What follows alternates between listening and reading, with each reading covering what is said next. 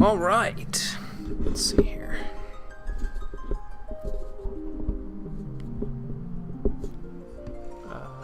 Volume is fine. I haven't edited a meme, so I didn't change my desktop audio, so that's good.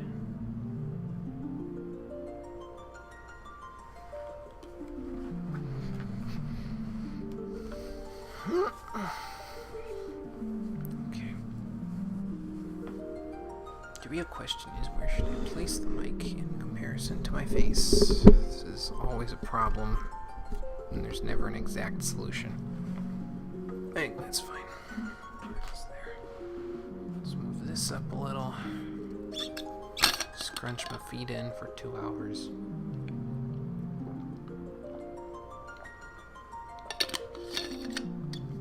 Which is a difficult thing when you have really long legs, like I do. But we'll make do with what we have.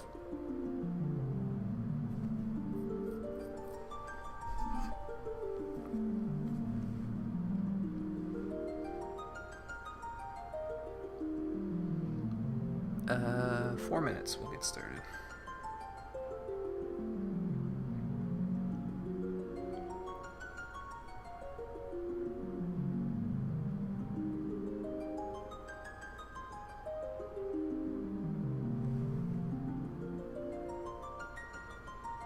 Enough for nothing, but why would you start a Final Fantasy V playthrough outside of Forge Up Fiesta? If you're looking for views, you're doing it wrong. Gots to be parts of the movements.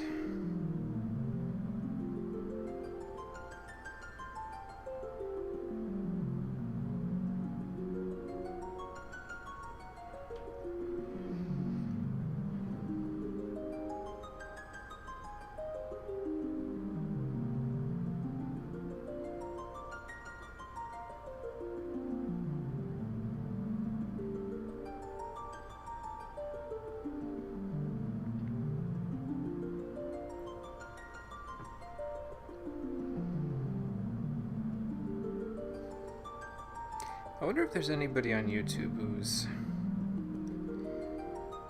making thumbnails where at the bottom of the thumbnails it has like that little red bar, like where you've watched part of the video but not all of it, and they're just like clickbait, how some videos people troll you with like pictures of boobs in there and it has nothing to do with the boobs or something like that, except instead of that, this thumbnail shows this red bar at the bottom that makes it look like you've watched some of the video before this, when in reality you haven't watched any of it, to make you think, oh, well, I already clicked on that. It must be either halfway okay, or I clicked off of it for a reason, so maybe I should go back and figure out what that reason was, or maybe I should finish watching it, or I don't remember watching this. What's going on?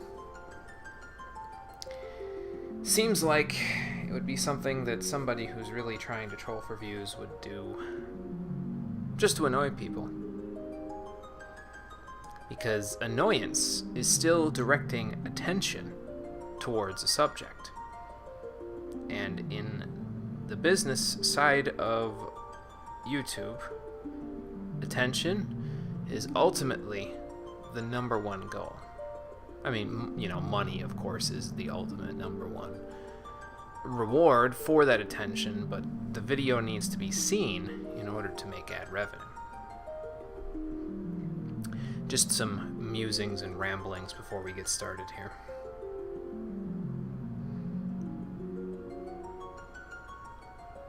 Thoughts that roll around in my head when no one is watching.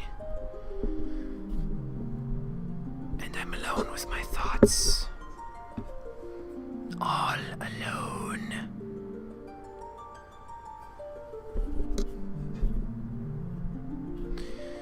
Okay.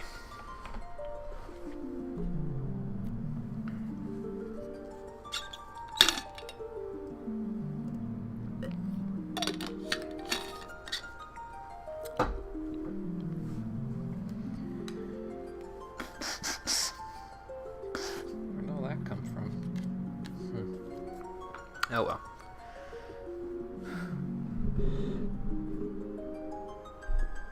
Stay. Good microphone. How you doing, everybody? Welcome back to Final Fantasy the Stream Edition. Last time, we left off in the bottom areas, top areas, I don't really... It's somewhere on one of the ending floors in the Sunken Shrine. And today we're going to finish exploring it and then take whatever we found in here and use it to make our journey just a little bit easier.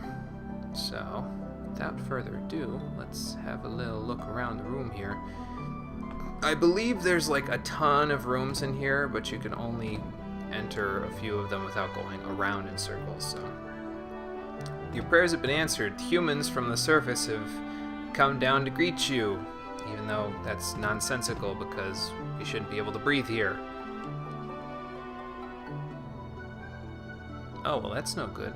So maybe that's why that one ghost lady, who was actually a mermaid, vanished, is because of the fact that she turned into sea foam. That sucks. But at the very least, the rest of them didn't turn into sea foam. But yeah, there's a bunch of rooms here, and there's a bunch of, like, crumbling paths. So in order to get to them, you have to go up and around and down and all that stuff. So we'll go do that. How much you want to bet this? How are we doing on this stuff? Oh, we're good. Trap? Not trap. Maybe this floor is not monster infested. Ah, a diamond armlet. Very nice. Because the diamond armlet is basically a straight upgrade to the ruby armlet, and it makes somebody in the party very tanky. Who is that somebody gonna be?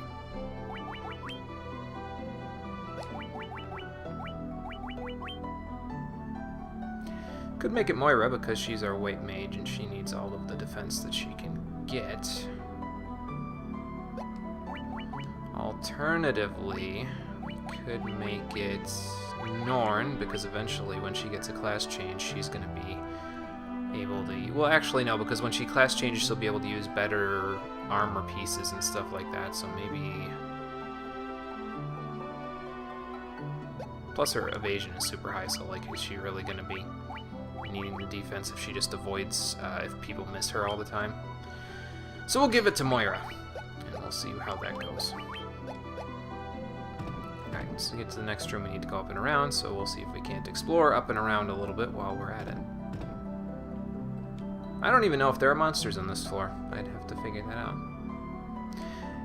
Yeah, she didn't make it, unfortunately.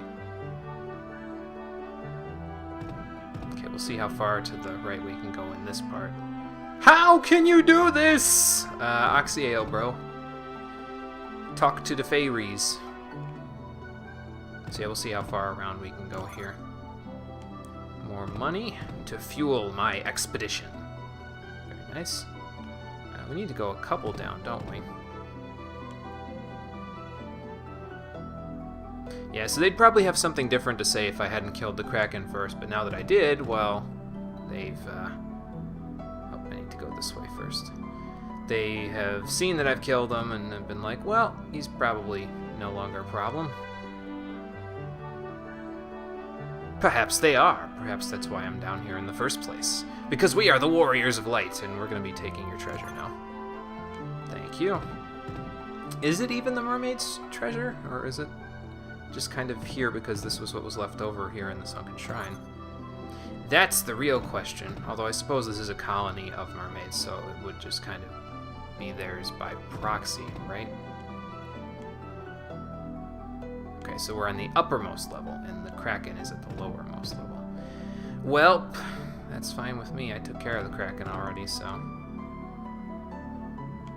And so that means that the light of the sea will grow ever lighter now that he is destroyed!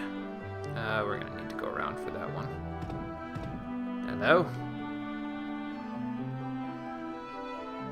How did they go into the tower? A chiming sound, huh?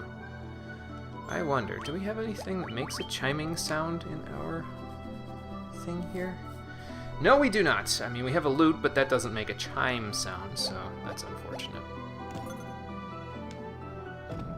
Well, maybe we'll find something that'll let us into the tower. But yeah, if you were to go over there now, I mean, you'd face fairly strong monsters, but if you got there, you wouldn't be able to go into the tower anyway, because there's no way in. A diamond shield? I don't think anybody can equip that. Let's see. Like, ever, I mean. Yeah, it's night only. Whoops. That wasn't a very smart thing. How am I supposed to equip a shield resistant to lightning if it's locked to a specific class? So, okay, I can't go that way. I already went in here though, right? Yeah.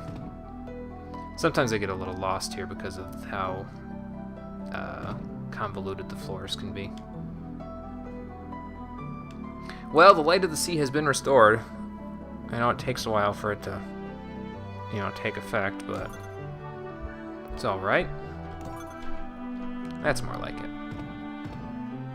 So the sea will shine once again, eventually. Once it actually, you know, comes back into focus there. One in here, yeah. Did I go in this door? I think I did, yeah. I went in this door too, right? Yeah. Right? Yeah. So then if we go up here, we can't get to that side from here. How about over here? Not quite, and there's nothing over here. How are we supposed to get to the other side here? Well, if you go up this way, and then you head this way,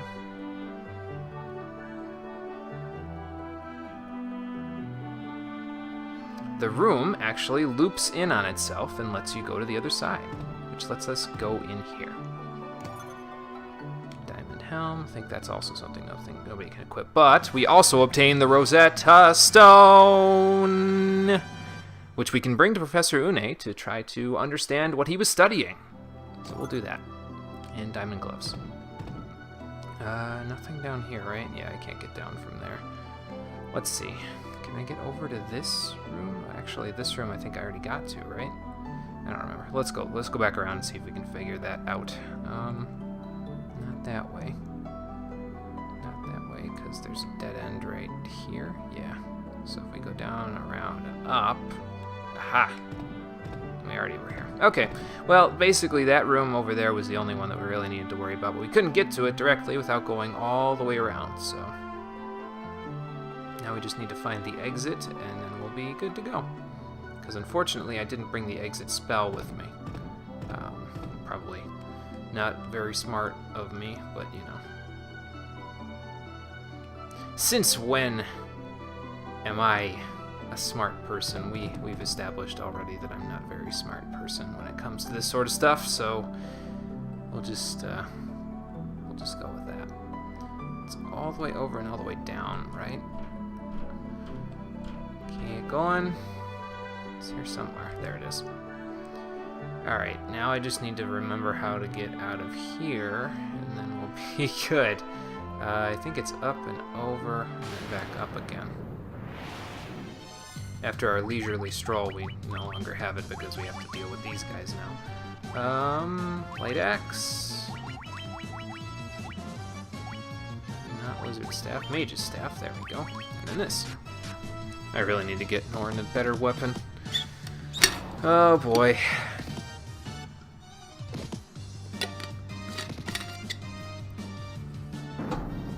I was thinking that we might hold off on doing the Citadel trials until a little bit later because I can get to the point where I really need to prove my worth before I actually go and prove my worth in the game. Like get to a point where we're getting our asses handed to us and it's just too much for us. But no, I think due to the fact that I've been using the same damn knife for like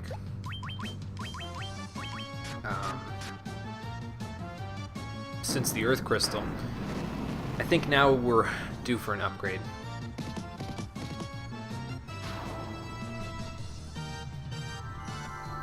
So we will go and get an upgrade once we get out of here. There it is. What am I ever going to spend all this money on?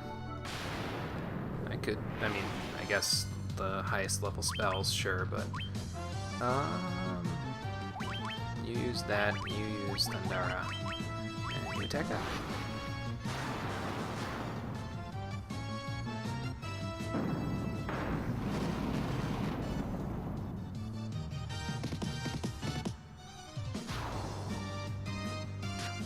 at like the level of detail that they have on those big eyes enemies there. It's, I don't know, maybe it's just the like the veins popping out in the eyes and stuff like that. Maybe that's what's getting me, but it's cool. I like it. I like the attention to detail on a lot of the sprites in this game, to be completely honest with you. A lot of them are very well done, in my personal opinion. And they look like, they did the sprites in the PSP versions of Final Fantasy 1 and 2 more like the sprites in the original NES version of the game, so it looks similar to the originals, but at the same time it has its own, I'm just gonna use the light axe, fuck it. It has its own charm, its own style, and it's up to date based on the new times that this game came out in. So it's cool, I like it. Wow, even 2 Mage's Staffs wasn't enough. Well, that's fine.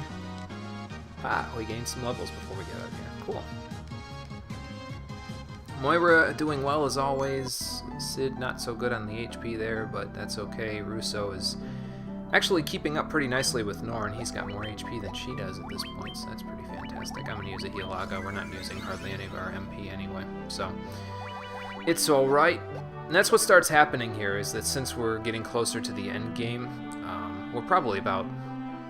I could probably, if I really stretched it, get done with the game by the end of this week, which means by end of tomorrow's stream, I could get done with the main game.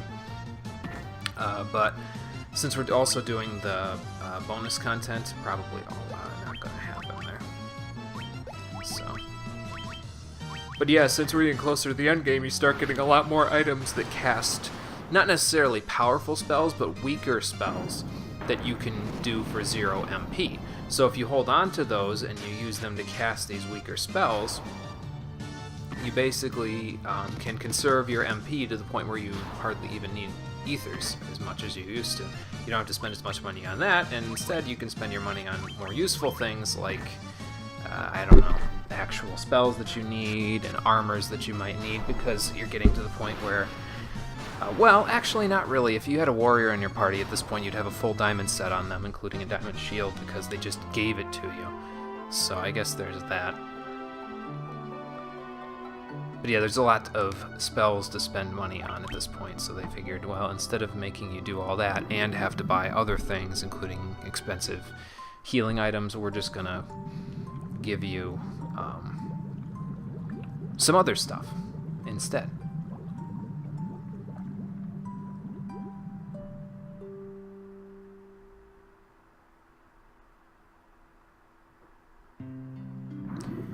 And we have arrived back to the surface after so much time underwater. Oh god, I'm all pruny! Okay, let's rest at the inn. Get ourselves all back up to snuff. And then, is there anything else I need to buy while I'm here in Onrak? Probably.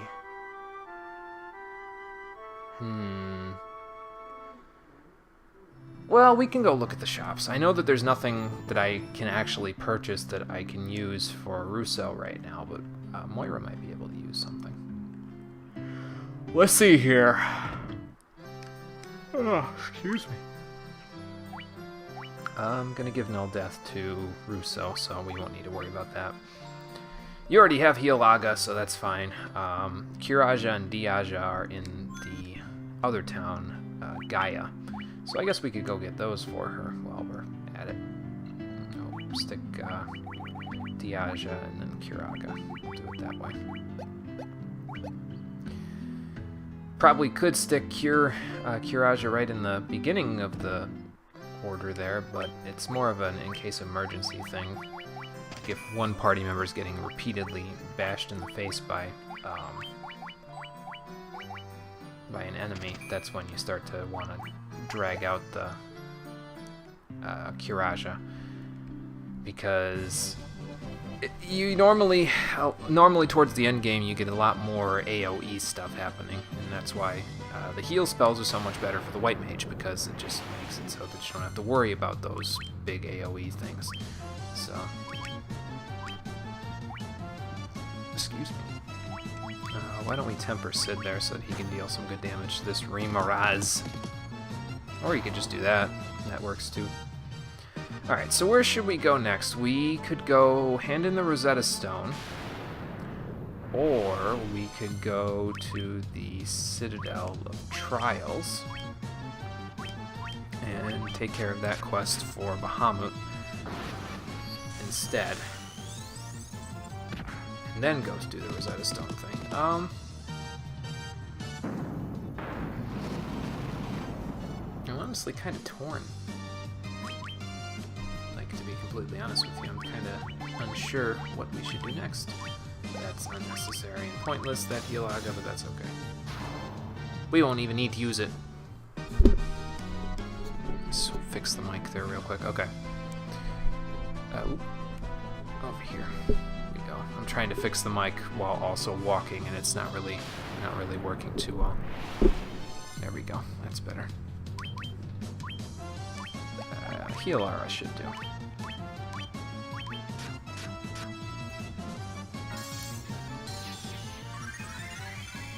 Should suit my needs just fine. Ow. You couldn't have done that before I used Healara? Come on, man.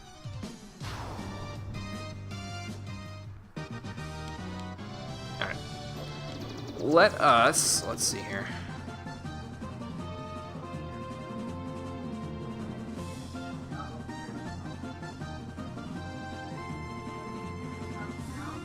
We will go in. We'll go to the left. We'll go to Gaia and we'll buy the other level 7 spells that we need. Then we'll head to the Citadel of Trials here. Then we'll head south to Melman so we can turn that Rosetta Stone in with Professor Une. And then we'll come back up this way because this town and the Mirage Tower will at that point be the only places we have yet to visit. So that'll work. And obviously, like, on our way to Melman, after we go to the Citadel of Trials and we find our thing that proves our worth, we'll go into the archipelago. What were they called again? I don't even remember. Well, we'll go to the Dragon Caves on whatever the name of the archipelago is, and we'll head in there to prove our worth to Bahamut, and then we'll go to Melmond and take care of the rest. But first, we need to go to Gaia to buy some level 7 spells. So let's go do that. That's the end of Onrak Continent, and here we go. Eye of the Hawk.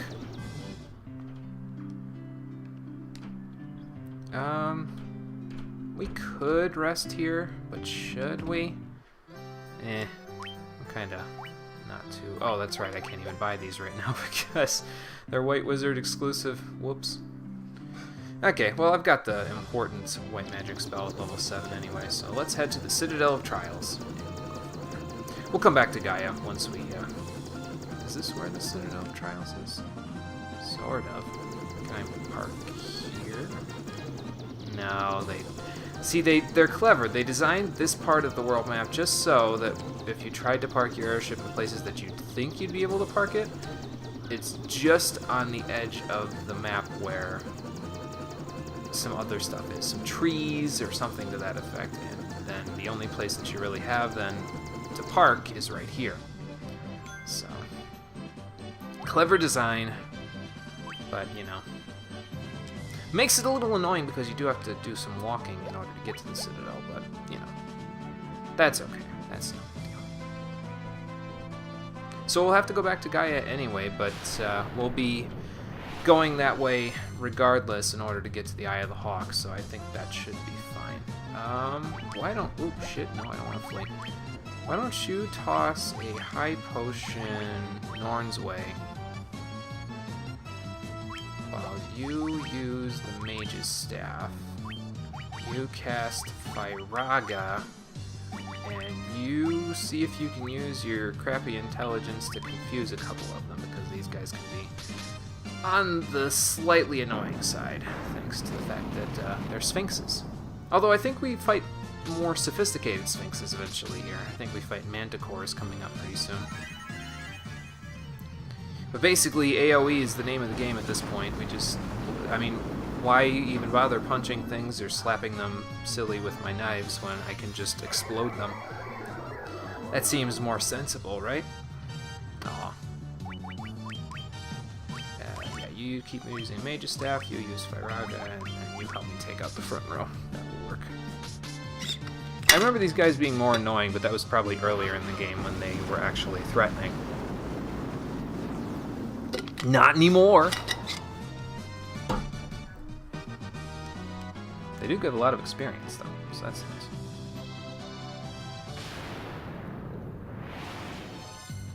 And basilisks. Okay, I can handle basilisks. Probably weak to ice then, since they're lizards, right? We'll see. I mean, they're weak to dying because Sid just makes them die, but other than that... That didn't look like weakness. That looked like regular damage. We can look. We'll look at the bestiary. Well, let's see here. Let me get out my handy-dandy notebook of monsterers. What am I looking for? Basilisk. Basilisk. Here we go. You are weak to nothing and resistant to nothing, and you have piss poor HP. Okay, that's fine.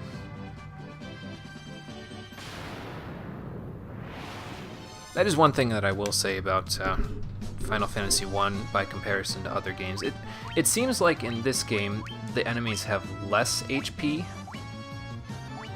but at the same time, do you really want to be fighting mooks for a long, long time because they have more HP than like a few hundred?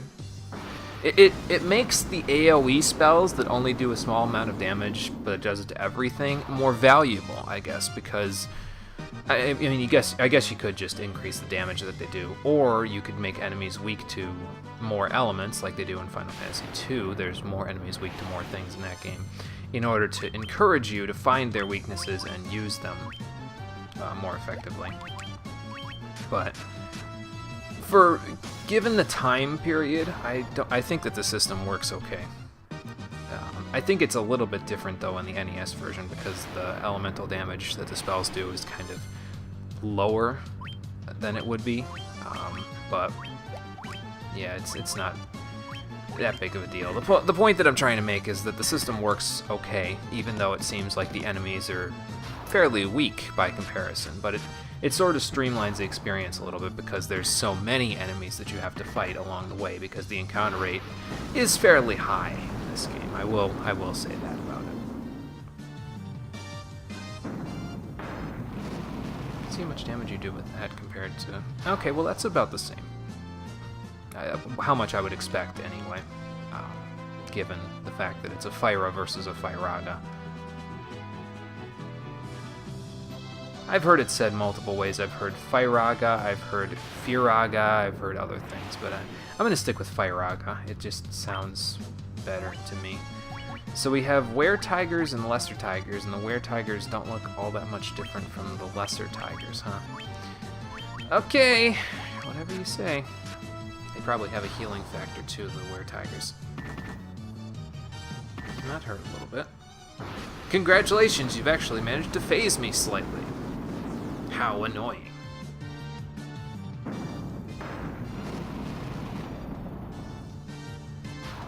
Haha. Yeah, Moira's got a very nice method of dealing damage now that she has access to that Mage's Staff. Oh, damn it. I got bamboozled. I went the wrong way. Yeah, she has a very nice method of damage since it scales off of her intelligence, and she has high enough intelligence anyway because she uses white magic spells.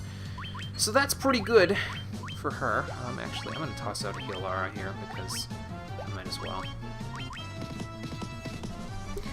Just so that we can be somewhat topped off when we get there, although we will be topped off anyway because I'm going to use a cottage when we get here. So, here we are, the Citadel of Trials. So let's use that cottage. I have way too many tents, too. I could probably have used a tent, but I think I used more than 100 MP, so it would have been like that plus a couple of ethers anyway.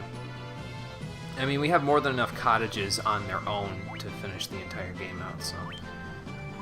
Which begs the question, why did I buy so many tents if I'm not going to need them? And that's a very good question. I don't have an answer for you. Sorry. Here we are. The Citadel of Trials, where we can prove our worth. Yes, we do. What about the crown is so useful to you? Okay, so maybe it's just a proving thing. Sit upon the throne. Okay, cool. Nice. Oh, okay. Goodbye, Mr. Old Man. Well, let's prove our worth to him then. Let's go find this throne that we need to sit on, and then we'll be in good shape. I think it's in one direction or the other here. I'm not sure if there's something on the other side, but we'll go check. Nothing. Okay, and invisible walls didn't start happening until Final Fantasy II, so we don't have to worry about that being a thing yet. Also doesn't seem to be any enemy encounters here, which is nice. There is nothing in that area, right? Yeah, because that's the edge of the area. I can't get out there. Okay, in we go. Sit upon the throne. The throne of want. No, not that throne. That throne is exceedingly more dangerous. A teleporter, huh? Okay, then. So now I think at some point here it's going to start giving you a choice between a couple of teleporters. Yeah, like here. So you're going to have to make your choice, and if you make the wrong choice, I think you go back to the beginning. So, I mean, it's fine. I don't mind that. It's okay. Because we have AoE spells, we have melee attacks that can help us kill these enemies. I don't think the enemies are terribly challenging on this floor. I think they get more challenging on the next floor, if I remember right. But we'll see once we get a little further here. I think there's a bunch of undead here, too, so that should mean that our Fire and Dia spells should do very well for us.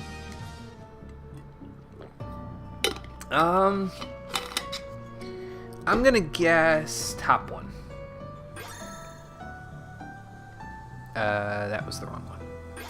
If you end up in front of a door, you went the wrong way, because that's the beginning of the area. So, this way. I was gonna say, I wonder if there's like a trap tile or something here that's causing these enemies to show up. Rakshasas probably aren't weak to fire, fire and Dia. So, we'll just do it this way instead. Although I suppose I could just have Russo attack instead of using 30 MP for a spell that he really doesn't need. I guess Fyra and Fyraga will do fine together, but yeah, like see, that's resisted damage right there, so that's not good. Better off to have him attack, I think. We'll see what the Rakshasas are weak to in a moment. And then we can make a game plan from there. Let's check it out. Here we go, Rakshasa.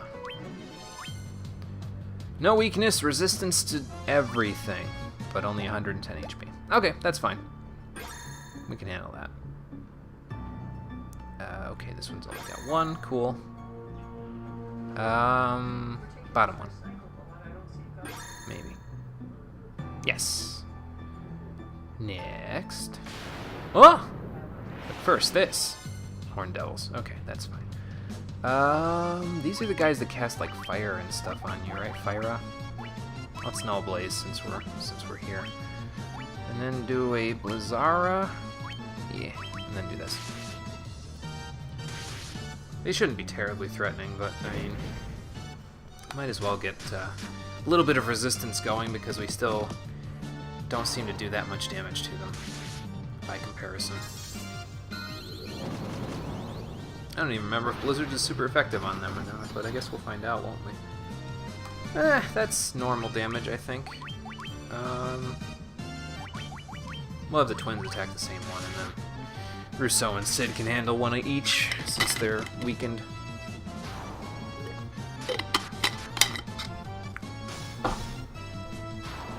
We might be able to finish this off.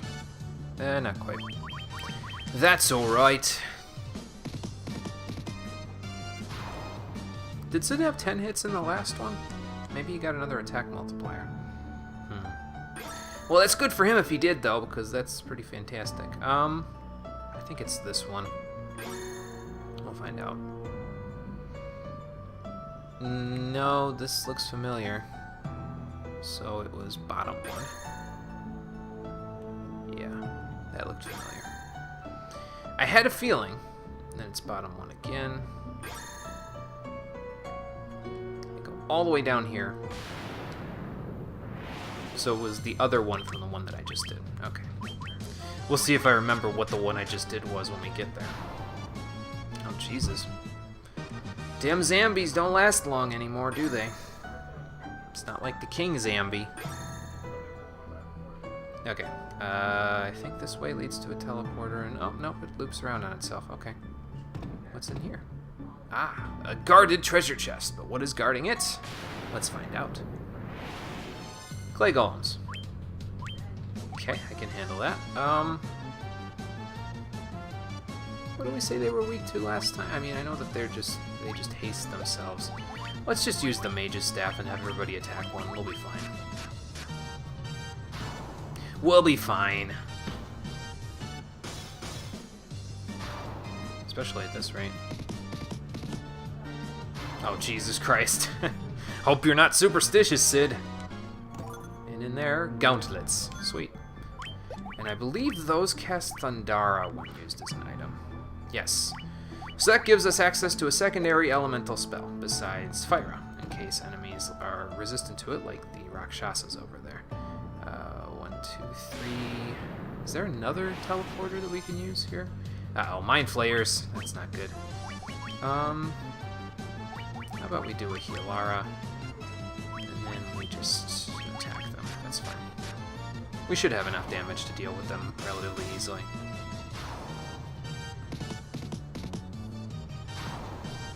Mind Blast me, bro. Yeah! Because now you're basically wasting your turn. You would have been better served attacking me, but it's too late now.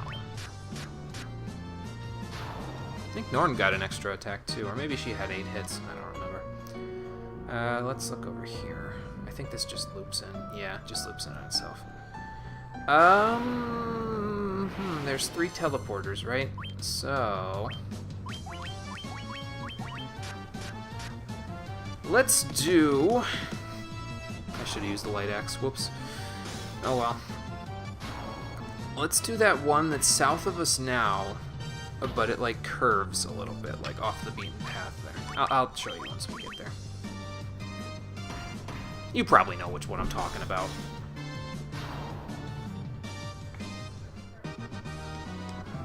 But it's the one that's straight down from here, and then boop. Not quite. Okay, so it's one of the other 2. Just have to remember that. So bottom one. No choice. Out here, only the strong survive. Let's make use of those gauntlets. How about that? Since they're not particularly weak to any element there. But if we have a couple of elements going at the same time, it should make things a little easier to take them down. So.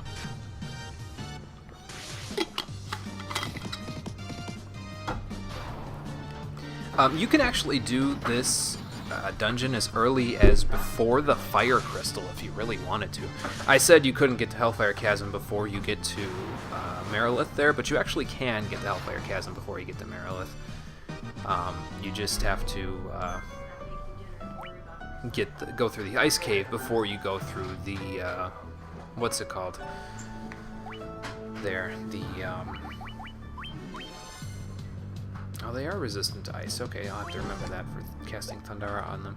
But yeah, you just have to go through the Ice Cave before you go through Mount Gulg if you want to do it that way. Then you can get the airship, you can come all the way up here and do this and get your Proof of Courage. Excuse me, I just ate before I started, sorry.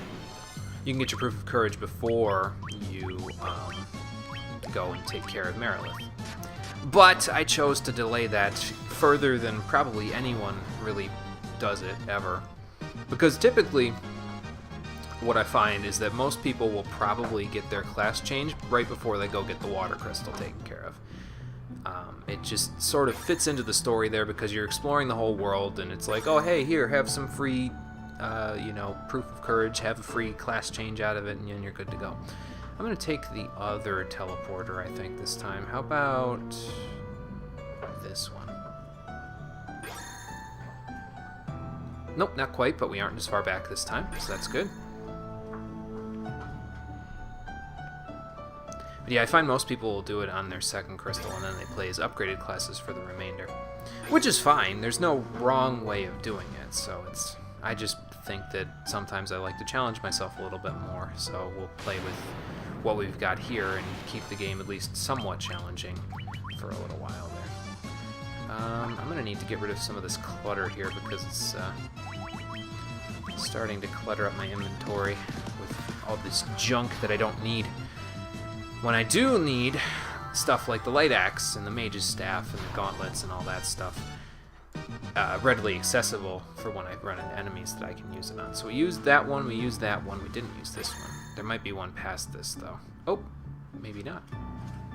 Well, whatever was past it, we found the way out, so that's cool. Hang on, I gotta pet my dog. She came over, she needs attention. Poor baby. Okay.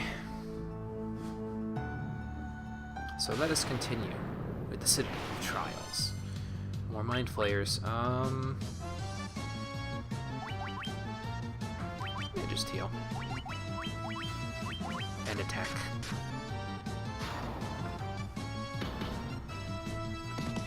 Actually, I don't think we really have much to fear from these Mind Flayers anymore because we went and got Protect Rings. So we should be relatively immune to their instant death on their attacks, right? They are the ones that inflicted instant death on us, right? I don't remember, but I'm pretty sure they did. But we should be relatively safe with our safety rings, as Super Mario RPG would put it. It's a nightmare. Heh, I get it. Okay, let's see what's in this chest. Healing Staff, another item that's good for Moira. Because while it is worse than the Power Staff that she has, it is a staff that casts Heal when used. So, and you can equip the staff and still cast Heal with it, by the way. So we'll stick it on her there, even though it's worse for her in terms of her damage output. She's not really going to be physically attacking anymore anyway, so that's fine. So now, if I want to use the Healing Staff, I just go to my items, I scroll all the way up to the Healing Staff, we do that, and then we're golden, because now she'll cast Heal without using any of her MP. So if we need topping off, there you go. There's your topping off.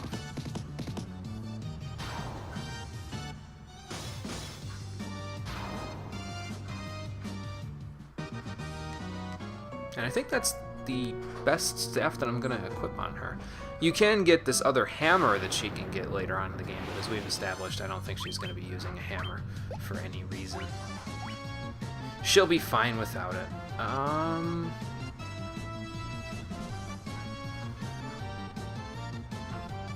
See if we can confuse them. That would be helpful. I don't know if we can, but we'll see.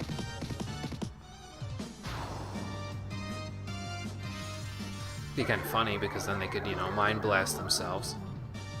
I think they're immune to it though, or they resist it at the very least. Oh, damn it.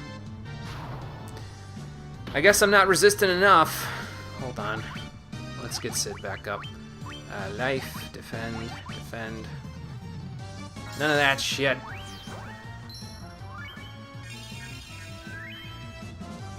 Alright, he's back up. So everyone, except for you. Well, maybe not. You defend.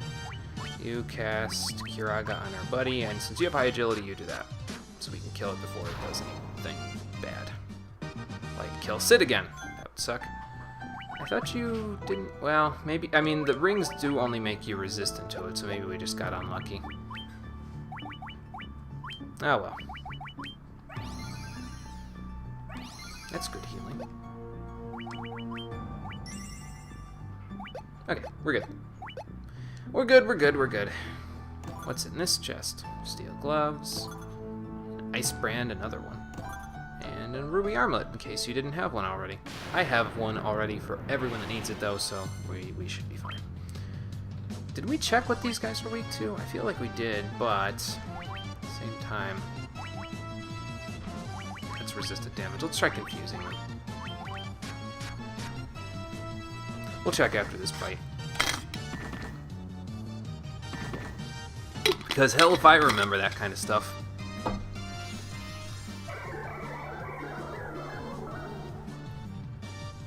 Nope, not quite. Okay, well they have some HP, but not a ton. Enough to where Norn couldn't one-shot it, but that's okay. Norn doesn't have to one-shot it. Norn is Norn is good enough on her own merits to not need to do that. And I mean, then she comes back next turn and just kills it, so it's fine. Just gotta remember to get rid of that clutter, because there is clutter in my inventory and I don't like it. Light axe. Maybe we'll do that, and then we'll do Mage's Staff there. That should work.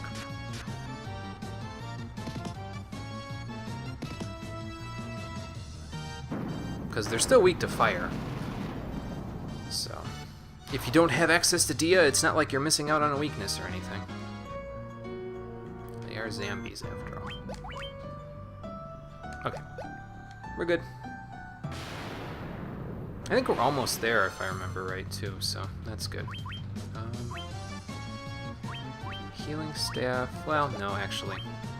Why don't you use the gauntlets? And you use Thundara. And that should take care of the whole damn lot of them. Even without Sid's and Norn's help there. Of course, if they can get their licks in, so much the better. But gauntlets. Yeah, good luck with that. You're casting it on the wrong person, bro. You want to do damage, you should be casting it on like Sid or Norn or something, because they don't have the magic defense for this. I said I was going to look at Rakshasas. Have I already looked at I have looked at Rakshasas. They're resistant to everything, that's right. I remember having this conversation already. Cottage, thank you. Some money. And more money. Very nice. I think there's a trap tile somewhere here. I don't think it's a trap chest. I think it's a trap tile, like right in front of the chest or something. I didn't need that. Oh well. So I'm going to save it because there's a trap somewhere around here. Let's see what's in here. Uh-oh. But first, we must take care of these Rakshasas. I don't know if it's trapped or what, but yeah, we gotta take care of these guys first before we do anything else. We could just pepper them with spells. That works for me. Since they're resistant to everything. But even resistant to everything, AoE damage just being stacked on top of AoE damage should do enough damage to where they won't last too much longer than a single round. They'll probably be not like completely weakened by the end of this round, but they should be severely weakened anyway. Like maybe 20 HP left each or something. What you got a hold of there, Pep? What did you find? Did you bring a piece of food over here to eat in front of me? She's nuts. She's off her rocker.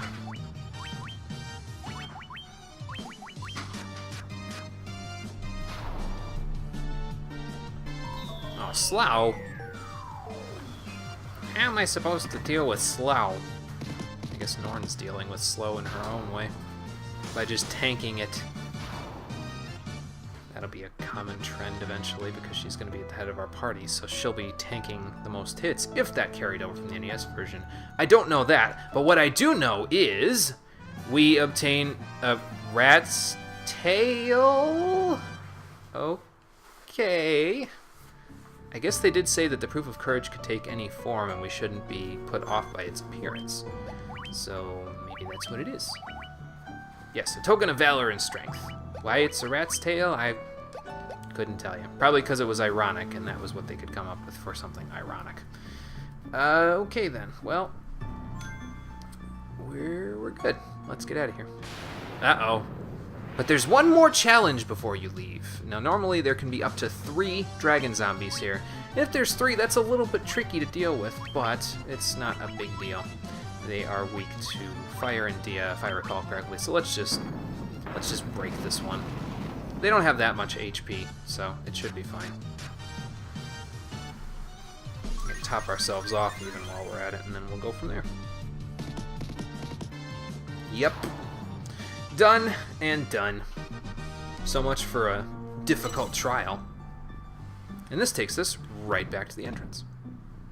So now we can head back to the island with Bahamut, and we can tell him, hey, we found your proof. What do I get out of it? Probably not in that tone of voice. He is the king of the dragons, after all, so he could probably burn us all the cinders if he chose to. So it would probably be better for me to be slightly nicer to him, huh? Just a little bit.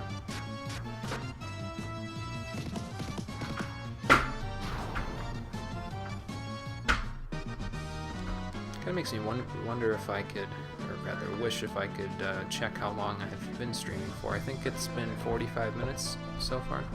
Yeah, because I started at 4:15, so about 45, 50 minutes. You cannot ambush me. Your ambush will fail because I'm too tanky for you.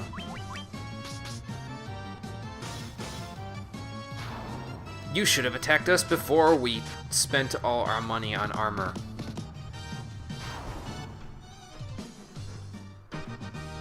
Yeah, that.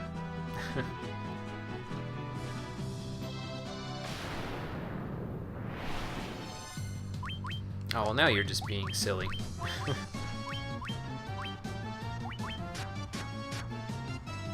Throwing things at me from the Earth Crystal area. Of course, really, that's where the brunt of the game is, isn't it, though? It's front-loaded in the first couple of crystals. Once you get the airship, the rest of the game goes by pretty quickly. So, it's just walking everywhere for the first few hours where it kind of is more difficult. Once you get the airship, it's just like, nope, you can sail wherever you want. So.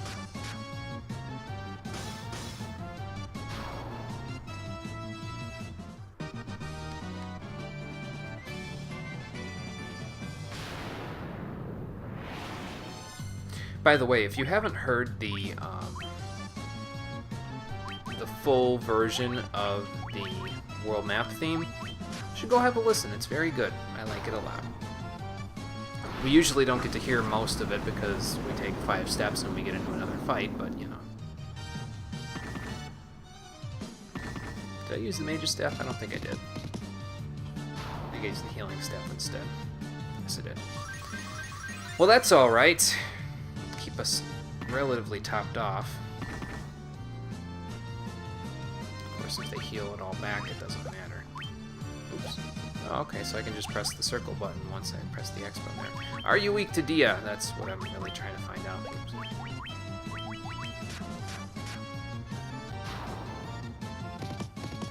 Dead. We're tigers. But I guess it's worth a shot. Nope, not a thing. Lesson learned. I will know for next time. Fishin' mailed. We'll get them next time. Uh-oh. Being ambushed by hydras. And if Phil was here, he'd tell me to get up on the hydra's back! Repeatedly. Just like that. Except Danny DeVito's saying it, not me. I could probably do a halfway decent Danny DeVito impression if I really tried hard. And if I listened to him for a little... I mean, we're both Italian, like... How hard could it possibly be to basically be as Italian as another Italian person, you know? Well, anyway. So we have our proof of courage, so let's head down to Bahamut's lair. Bahamut Lagoon? No, not quite. That's a different game. Is it here? Or is it the other one? It's the other one. It's the one with the... Yeah, it's the one with Hellfire Chasm at it, right? Because this is Hellfire Chasm, and that means this one... I was wrong! It's the other one on that island I was just on.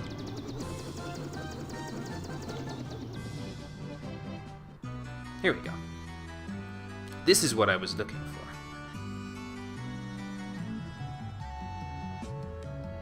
Oh, Bahamut, I have a present for you. Oh, it's a present for me, but still.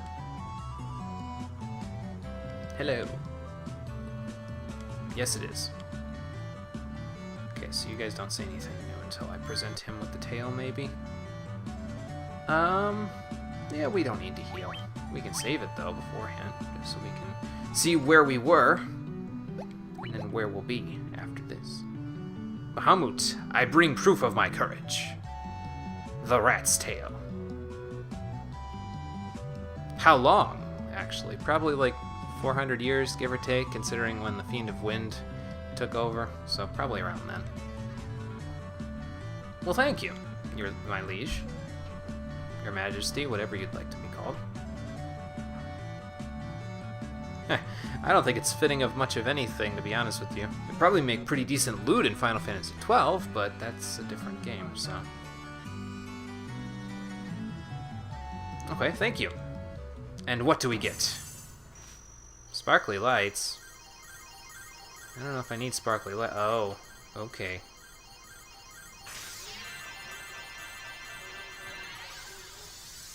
Power courses through me. And so we have class changed.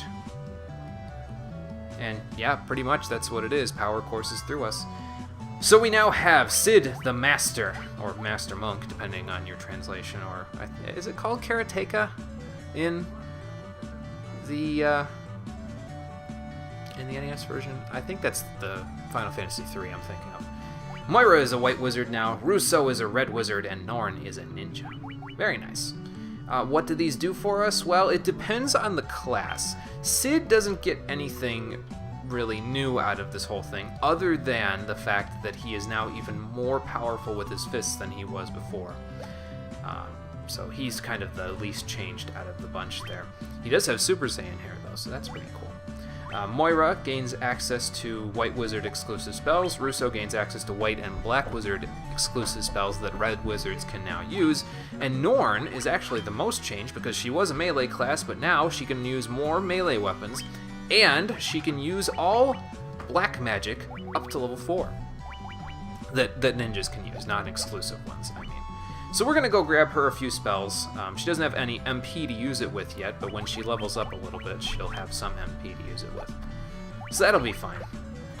But thank you for bestowing this upon us, Bahamut. We appreciate it. And yes, we will restore the crystals to grace. Don't you worry about that. Cid has become a man. When I left you, I was but a learner. Now I am the master. He kind of reminds me of, who's the main character in Lufia 2? I think that's the one I'm thinking of anyway, that he kind of reminds me of with that. Okay, first battle with our new classes, and to be honest with you, it's not that much different from fighting with our regular classes before this. We just are capable of slightly different things, that's all. This party is very red, though, so that's, that's a pretty cool thing, I guess. And of course, Moira took down her hood. She is wearing her hair out now, and it's a good look for her. I like it. Of course, Norn went even further inward with her representation of her physical appearance there. She covered her face up in addition to everything else. So we have a few places in the world map to go since we need to get some elementary black magic for Norn. But first, let's see. So we can go here to get level 1, here to get level 2, here to get level 3 and 4. We can go there to get the Rosetta Stone done. So that's what we'll do. We'll go to Cornelia, and then we'll go to Provoca, and then we'll go to Alfheim, and then we'll go from there. Here's the Chaos Shrine. We don't need to go there yet. There's Earth Gift Shrine. Still don't need to go there either. Park my ship here. We'll rest at the inn, because it's less expensive than anywhere else in the world. Not that I need to worry about money ever again, but, you know, might as well.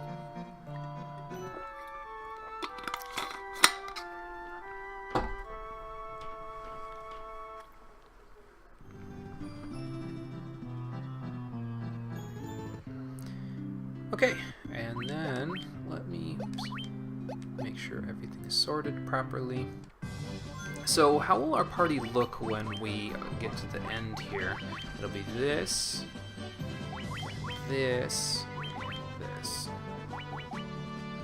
So these are our 4 warriors of light, our 4 crystal warriors, in the order that the menu will have them in. And this is the order that they'll be in when we get to the later parts of the game. If I didn't know any better, this kind of looks like the bonus content party from Final Fantasy II, except the White Wizard is here, and the Ninja is actually a different class, but we'll get to that when we get to that. That's not for a little while yet. I probably won't be playing Final Fantasy II for quite some time after this. Oh, right, I kind of need to buy some black magic. Whoops. While we're here, we can sell some stuff, I think, too. Black magic up here. Okay, cool. So, what do we get for you? How about sleep? Even though we already have... I guess we could get focus instead of sleep because we don't have it. Well, we don't have fire or thunder either, but we don't need those single target spells. That's not really useful to us. Lowering one foe's evasion, haste is better than focus, to be honest with you, so I think we will get sleep. It seems more befitting of a ninja for her to have a sleep bomb. I'm only going to get one spell for each level for her because she really doesn't need anything else. I could get more, and I mean it's slightly more money that I'd spend, but that's not really something we need to worry about. She'll be fine with just the one spell, trust me. Black Magic Shop is to the right here, right? And up? That's white. That's white magic. Black magic is over here. Here we go. We'll get Temper at this level as well, so that I can Temper twice in one turn. That means, of course, that we'll be getting Haste at the 4th level.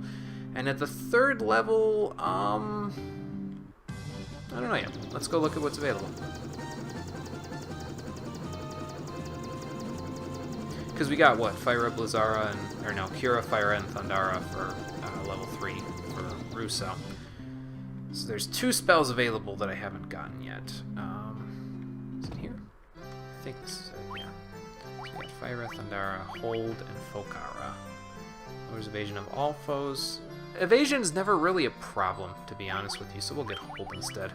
Also seems fitting of a ninja, so she has a sleep bomb and then a chain trap that she can use now to hold on to our enemies. Oh, right, the level 4 spells are here too. Haste is right over here. I kind of like how they handled classes like this in Final Fantasy IV as well, because in Final Fantasy IV, it's specifically the ninja of Final Fantasy IV comes to mind when it comes to that sort of stuff, because instead of having like magical spells that he can use that lets him do things, he has ninjutsu, which perform similarly to magical spells, cost MP, but the fact that they labeled them as something else makes it seem more realistic to the class, I guess. It's... I don't know. It just seems like, okay, so you can cast black magic now. It's like, okay, but to make it seem more organic, almost, I don't even know if that's the right word for it, but to make it seem more like, I don't know what the word is, but to make it seem more like that, you might want to make it so that the class can just use its own set of skills. I mean, this is a limited thing because it's, you know, still not, this is the 1987 game, and I'm asking for it to be like super up to date and everything, but that's not quite the case. But that's okay. It does enough with what it has, so. We don't need any level 5 spells here. We do need to talk to Professor Une, though, to give him the Rosetta Stone and see what he has to say about it. Okay, you're gonna have to move, dude. Like, to your left. No, your other left.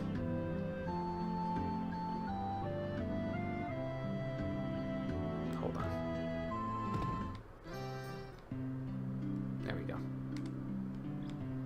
Hello. Yes, Professor Une, we have a tablet that you might want to see. A few of your pupils told us that you are studying ancient languages. Well, this seems to have an ancient language on it. There you go. Yeah, that's what the mermaids told me. Oh, cool. So what does that mean for us there? It all makes sense. In the 2 minutes I've seen this tablet, I've learned their entire language. How convenient. Guess that's why it's called the Rosetta Stone. Oh, sweet. Get a quick 2-minute lesson. Fantastic.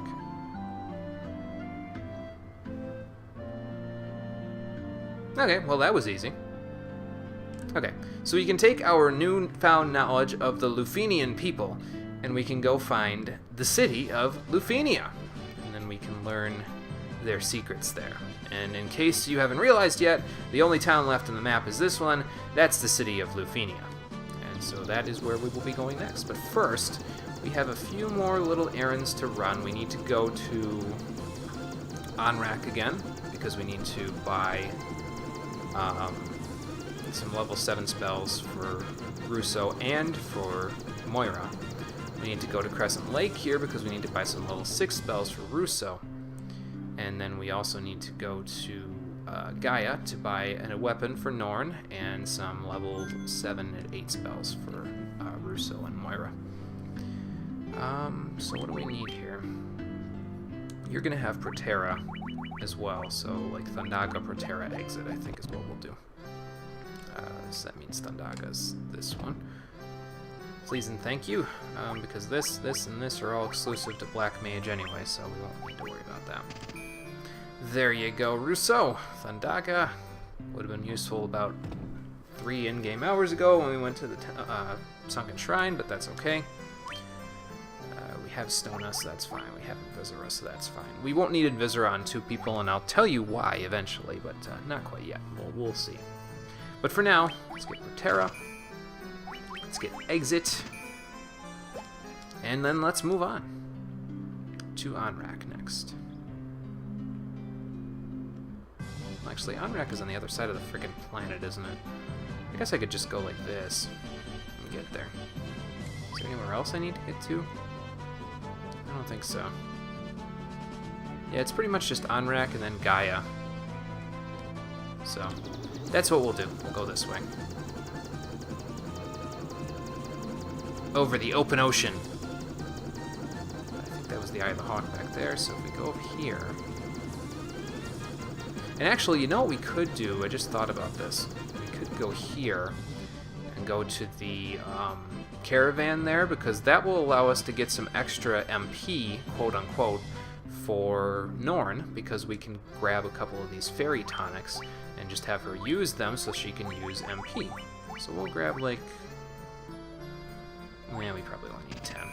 Because we're only really going to use it for boss fights, so that's fine. Do we need anything else? Maybe we'll grab some strength tonics for Sid to use. I should probably sell some stuff while I'm here at the caravan, though. We can keep the potions. I might use them to top people off. Well, no, high potions are there to top people off, so get rid of it! Keep the X potions, keep the ethers. We have remedies, so do we really need the antidotes and echo grasses? Probably not. Get rid of it! We need to keep the gold needles, though, because these don't cure stone. So we'll keep the gold needles. We'll also keep the phoenix stones, because they don't cure KO either. So that's the thing. I need to buy more gold needles now that I think about it. We'll get rid of the tents, because we won't need them. We got cottages for that. Get rid of the worm killers. Probably have him equip the defender for now. Russo, that is. And we can get rid of the flame sword and the ice brands that way. Hold on, let's actually do that real quick. We'll equip him with a defender, because everybody can equip new gear now. Some people, anyway, can equip new gear. I mean, the buckler is still the best shield that Russo can use for right now. But other than that, we have some halfway decent gear that we can all equip. So, we'll get rid of the flame sword, both the ice brands, and one of the light axes. Probably the power staff as well. Or maybe we'll equip the power staff. We'll just keep that equipped and then keep the healing staff in our inventory here so we can use it for other things. Do I want to use the wizard staff? I could just cast Confuse myself. It's not like it's that useful. Well, I guess it could be if we into a group that's weak to Confuse. I don't know. I'll figure it out. So, let's see. We're going to sell this flame sword. We're going to sell these ice brands. We're going to sell one of these light axes. We'll keep the power staff because we're going to go equip it. I can sell this diamond armor because it's not useful to me. or my particular party setup. Sell both of those ruby armlets. Keep the shields, I think. This one, nobody else can equip anyway. Yeah, we'll keep the shields. We might need to use them. So Diamond Helm is night exclusive. Steel gloves are night exclusive. Definitely keep the Giant's gloves. Don't sell those. Those are super important. Sell that. I can equip the Mithril Helm and the Ice Shield or Flame Shield now on Norn. So where are we going to be going here that we might need this stuff? I think in the area that we're going to, we'll be fighting a combination of enemies between these two. So maybe we'll just do the Flame Shield for now, and if you run into stuff that starts casting ice, then we'll worry about it from there. But I can equip this Mithril Helm now, so we can do that. That's fantastic. If we had any other armors, Norn can equip some armor, but not a huge amount at this point. Most of the major important stuff she can equip now in terms of armor sets. I wonder if... I think ruby armlets are slightly better than the mithril stuff. Otherwise, I'd just equip her with that. But I don't think she needs that. So let's see, what else are we getting rid of? We can get rid of this buckler, and we can get rid of this leather cap that we've had for the entire game. And I think we're good now. Yeah, that really cleaned my inventory up now, didn't it? It's a lot of excess junk that we didn't need that's now taken care of.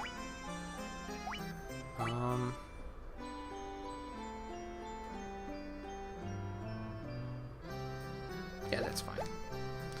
We'll keep the ice shield just in case. And we'll hold on to those strength tonics and everything for boss fights. And fairy tonics. They are unfortunately only useful in battle, so even if we did that, we'll probably still need to toss an ether Norn's way, but that's okay. We need to go to Onrak, so let's go do that. She'll get MP anyway by leveling up eventually here, but we just need to wait until that happens. And while we're waiting, we might as well jerry-rig ourselves a way of not having to worry too much about that. So...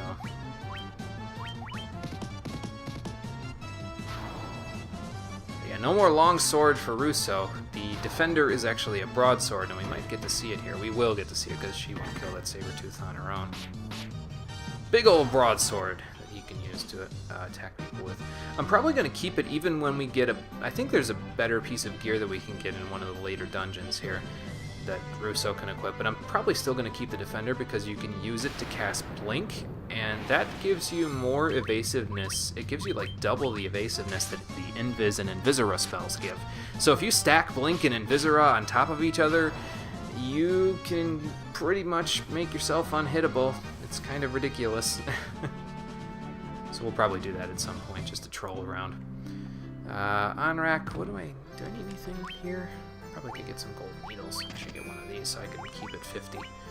50 seems to be the common number for everything here.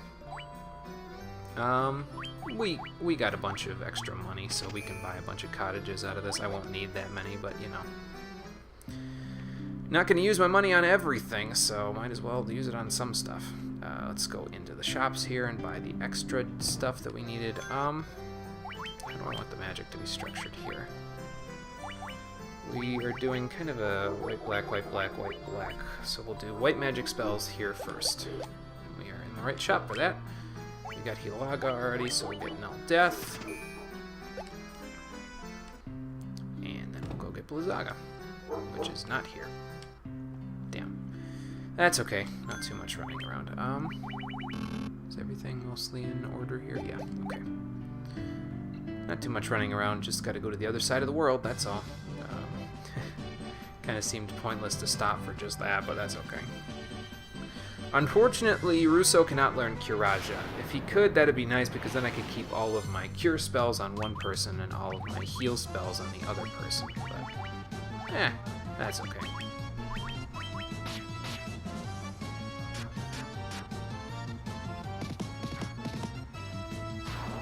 I was going to say, there might be some growing pains here, because we might be doing less attacks than we used to be, but in reality it's just because Russo didn't have an 8th hit yet, so yeah, he wouldn't have had that problem. he wouldn't have had the problem of only having 6 hits there, because it's not a problem. It's how many hits he's been doing, so. Okay. So there's some level 7 spells in Gaia, there's some level 8 spells in Gaia, and then we'll go straight south of it to park our airship like right here. And then we'll head into that last little town on the prairie, I guess? I don't know. Let's see. White magic, here we go. Level 7 stuff, yes, thank you. Put Diaja there. Kiraja there. Of course, at this point, Diaja isn't going to be that useful to us because we'll be getting a better spell than that fairly shortly. Is this magic shop? Yeah. And Blizzaga for you. So Russo's spell list is all done because he can't cast Break, unfortunately. So this is all of his spells. He'll never need anything other than these. Unless I decide to switch Slowra for Teleport, but I don't think so. Slowra seems to have its uses. It worked on Kraken, so that means it's probably useful against most bosses, who can probably hit us for more than 1 hit anyway. Do I need to heal? Yeah, a little, but I can do it in battle with the healing staff. We need to get a Cat Claws to finally replace Norn's old crappy knife with something much, much better. Oh, that's right, she can use like the light axe and a couple of other things now. She can use some axes and some other things, but look at that accuracy, man. She will never miss with the Cat Claws, and that's inherent to the ninja class. They become basically super frickin' accurate with all of their attacks, so you'll never have to worry about her missing anymore. Sid became more accurate himself, so that really helps, and I mean, Norn is at the cap. She'll hit 255% of the time, so she will not miss unless some outside element is introduced into her attacks, such as dark or slow or something to that effect. So, but we won't have to worry about that too much because I don't think there are really that many enemies that use dark or slow that I have to worry about, because if they do use that, most of them I can just kill them with other stuff like elemental spells and stuff. Where's the level 8 magic here? I think it's top right of the town, maybe? Let's go look. It's like over here or something. Yeah, here we go. We don't need the level 8 black magic because of course we can't use it, but you know. She can't quite use the level 8 stuff yet, but here we go. So this is the spell that I was talking about that Diaja would basically be made obsolete by, which is Holy. But, unfortunately, Moira can't quite use level 8 magic just yet. So, since we're waiting for that, probably like level 40 or something she'll be able to use it, I would think. But since we're waiting for that, we won't buy that yet. Probably like her last 3 spells will get Holy and Null all there, but I don't think we need to spell. It almost never comes in handy because most enemies don't self-buff in this game. So anyway, we still don't have a means of going inside of the Mirage Towers, so perhaps the Lufenians will have an answer for us since they live in the same area as the Mirage Tower. We'll save to an extra slot here. It's fine. We'll keep a save of where we were before we finally decided to make our class change. Can't use the healing staff there. Ow. Regular Beretta seems a little more powerful than Desert Beretta.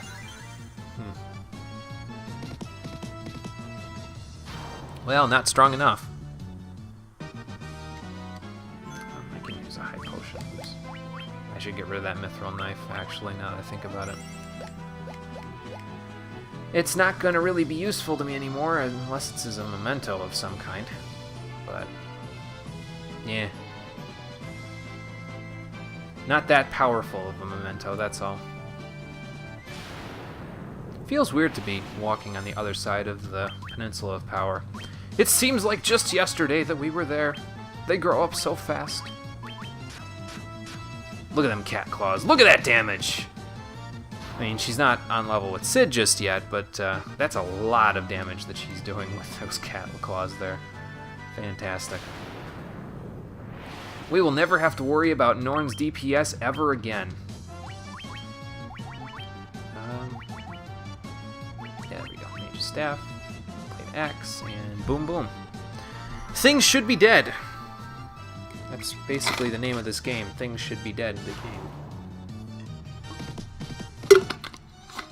Because if the fiends were dead, we wouldn't have this whole problem of trying to fix the crystals, would we?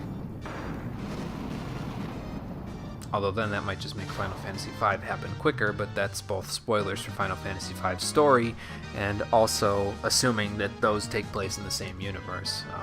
So we don't know either of those things for sure because there isn't like a timeline like there is for the Legend of Zelda series. Anyway, this is the town of Lufenia, and now that we have the Rosetta Stone taken care of and we've brought Professor Une, we can actually talk to these people. Ah, the Sky People. So you probably know about the flying fortress that robot was talking about, don't you? Yes, we do. Oh. So one of their ancestors was named Sid, and he built the airship. Wonder if there's any relation to our Sid. Our Sid is pretty good with his hands. He's made some repairs on the... I'm still filthy? I got a class change and everything. You'd think I'd be washed up clean. But yeah, so... our Sid is a bit of a tinkerer. He does the repairs on our current airship, so... maybe he is a descendant of the Lufenians, or half Lufenian, or whatever the bloodline would be when you go through many generations of not being Lufenian. I mean, he's basically a mute, so like... Yes, well, the Warriors of Light are here for you, sir. So now we will save your people. Yes, it is. Maybe Sid is just a Super Saiyan Lufenian. You never know. I mean, he's got the hair for it. These houses don't have doors on them. How do you people live? Ah, yes. But what happened to the castle? Is anybody going to tell me? Oh, okay. Well, that's no good. Hopefully they remember all of the things they need to. That's entirely possible. We found a working robot at one point, so maybe he knows about that. Well, sure, but you can retake history. Put history back in the hands of man. Or the reins of man? I don't remember. You gotta go down, dude. God. I'm trapped and I can't get out! Unless I walk him up further. Go on. Up. Up. I'm not gonna wait for you, because now I'm trapped. Yes, there you go. Keep going. One more. There you go. Thank you.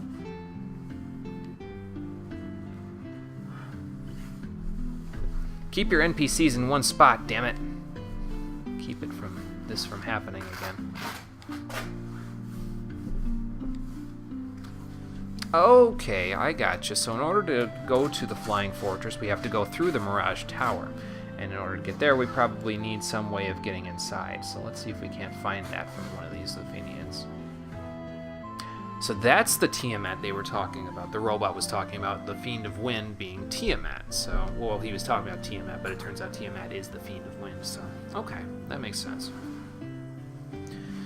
And she is still in the castle in the sky, the floating fortress. So that's no good. Wonder where those 5 warriors went. Huh. Maybe they're in Whisperwind Cove. Oh, well, that's not good. I wonder where those bats went. Oh, okay, cool. So we now have something that is sonorous enough to allow us passage into the Mirage Tower. Because, from the Lufenians, we obtain the chime.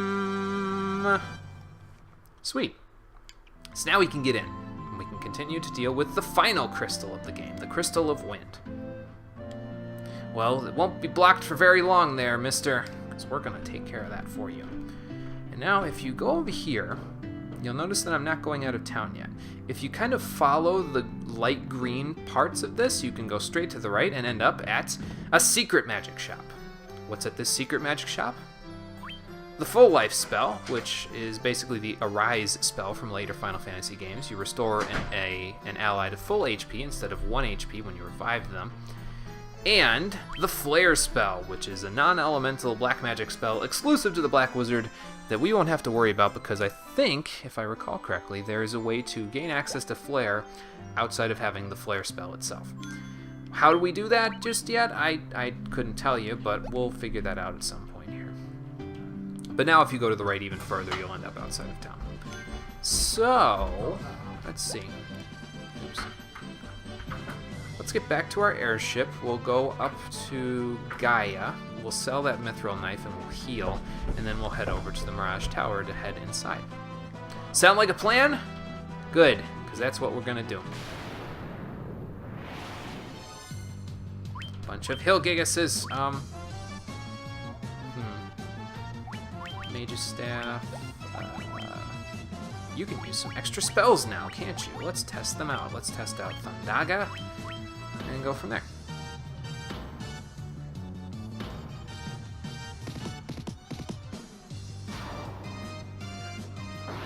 Get him, Russo! Yeah! Nice job. Nice and powerful.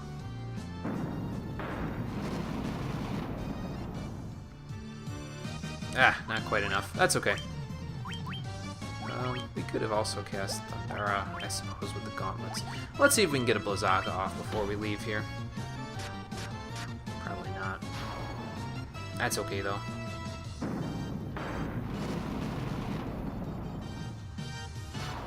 Yep, not quite enough. Alright. Actually, do we have an extra cottage that I could use? No, because I bought straight up to 50. Okay. I was going to say, we could just use that and then go straight to the Mirage Tower, but that's okay. We'll go heal instead.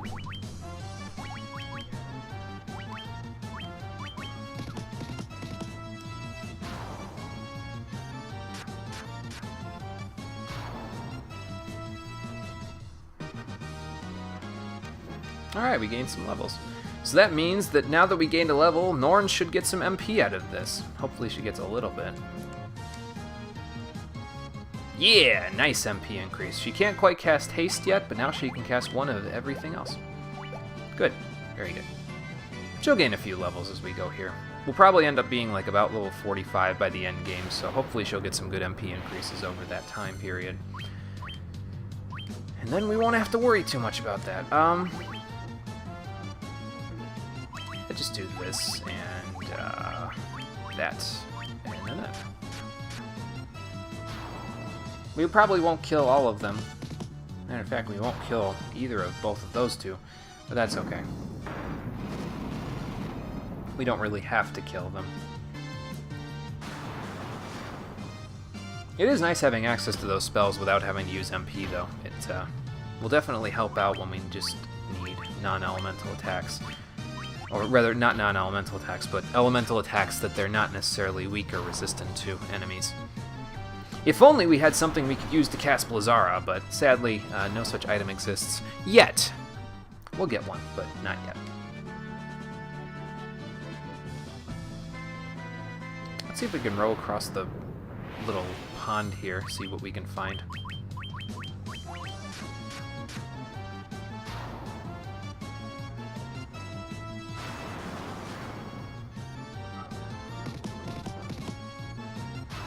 These items that cast magic in battle are actually, they're very good to have here, although not as good, I think, as they were in the NES release of the game, because in the NES version, instead of, I think I've explained this already, but instead of having just a large MP pool that you can draw from to cast any spell, you had charges for each level of spells, and you could only cast a certain number of those spells before you ran out of MP. And I don't know if ethers existed in the NES version of the game, because I would imagine they would be kind of hard to program in, considering the levels system. Oh, good, I'm at level 8 now, so I can go back to Lufenia, and I can get full life. Yeah, we'll go back, that's fine. But, yeah, so in the NES release of the game, you were much better off if you had access to these items, because these items were just plain old good. They really helped out with conserving your MP charges for the most important fights in the game, which were boss fights or unexpected enemies that you weren't really, expecting to fight, and you had to all of a sudden take care of them. Then, in emergencies, you'll use your charges. But, in this version, again, they're still good because they cast halfway decent stuff that you can use instead of the spell itself. But, not as good. Not as good. Still good. Still very good, but not as good as they could be. You use the light axe and you use the mage's staff. There we go. I also could probably heal here. I think I will after this fight, actually. Just to ensure.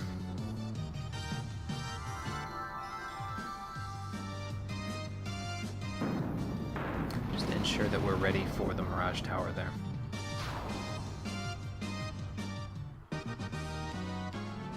And I think, like I did previously, we'll tackle the Mirage Tower in a couple of trips. There's one optional path that we can take on the way through to the Flying Fortress that will let us... we'll heal here.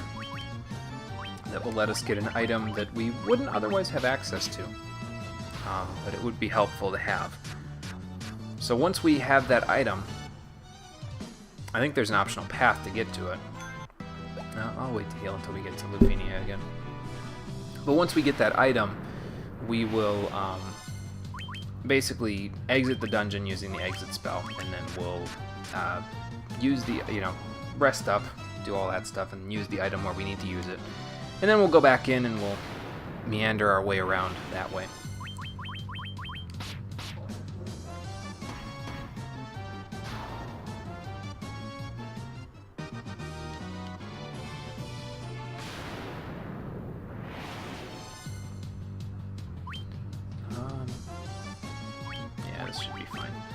Let's do Mage's Staff and a Fire Spell. Just attack.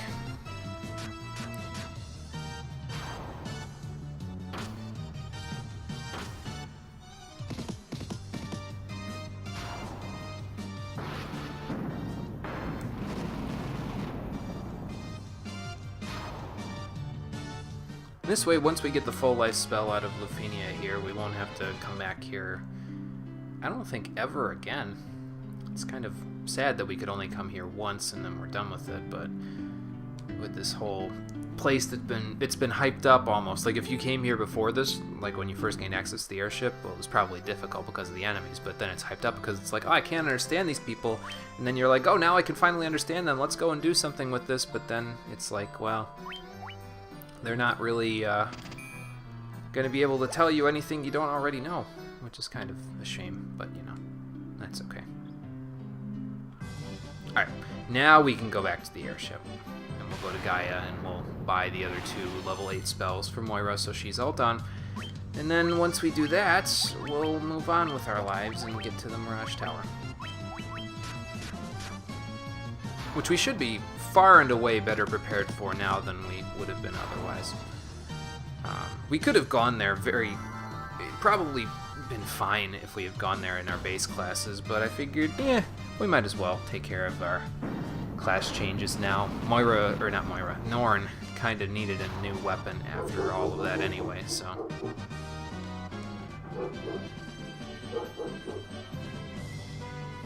I'm gonna check what he's barking at in a moment, once I'm done walking.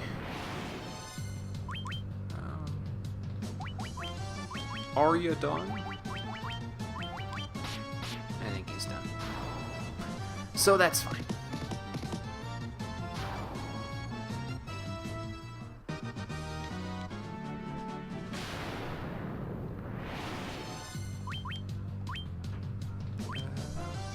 We'll see if we can get this heal off. And then we'll just kill a few of them. This should work. We'll be able to get this heal off. It's just a matter of, will they hit me before I... Okay, so now we'll be at full HP by the end of this. Good, good. Or at least almost full in Sid's case. I don't think we'll quite get him to max. But maybe. Yeah, I guess we did. Very powerful spells there. Well, now he's not at max, but that's okay.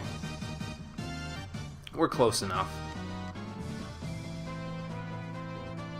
And we're gonna need to heal anyway, so I don't know that it necessarily matters if we got him max or not, so.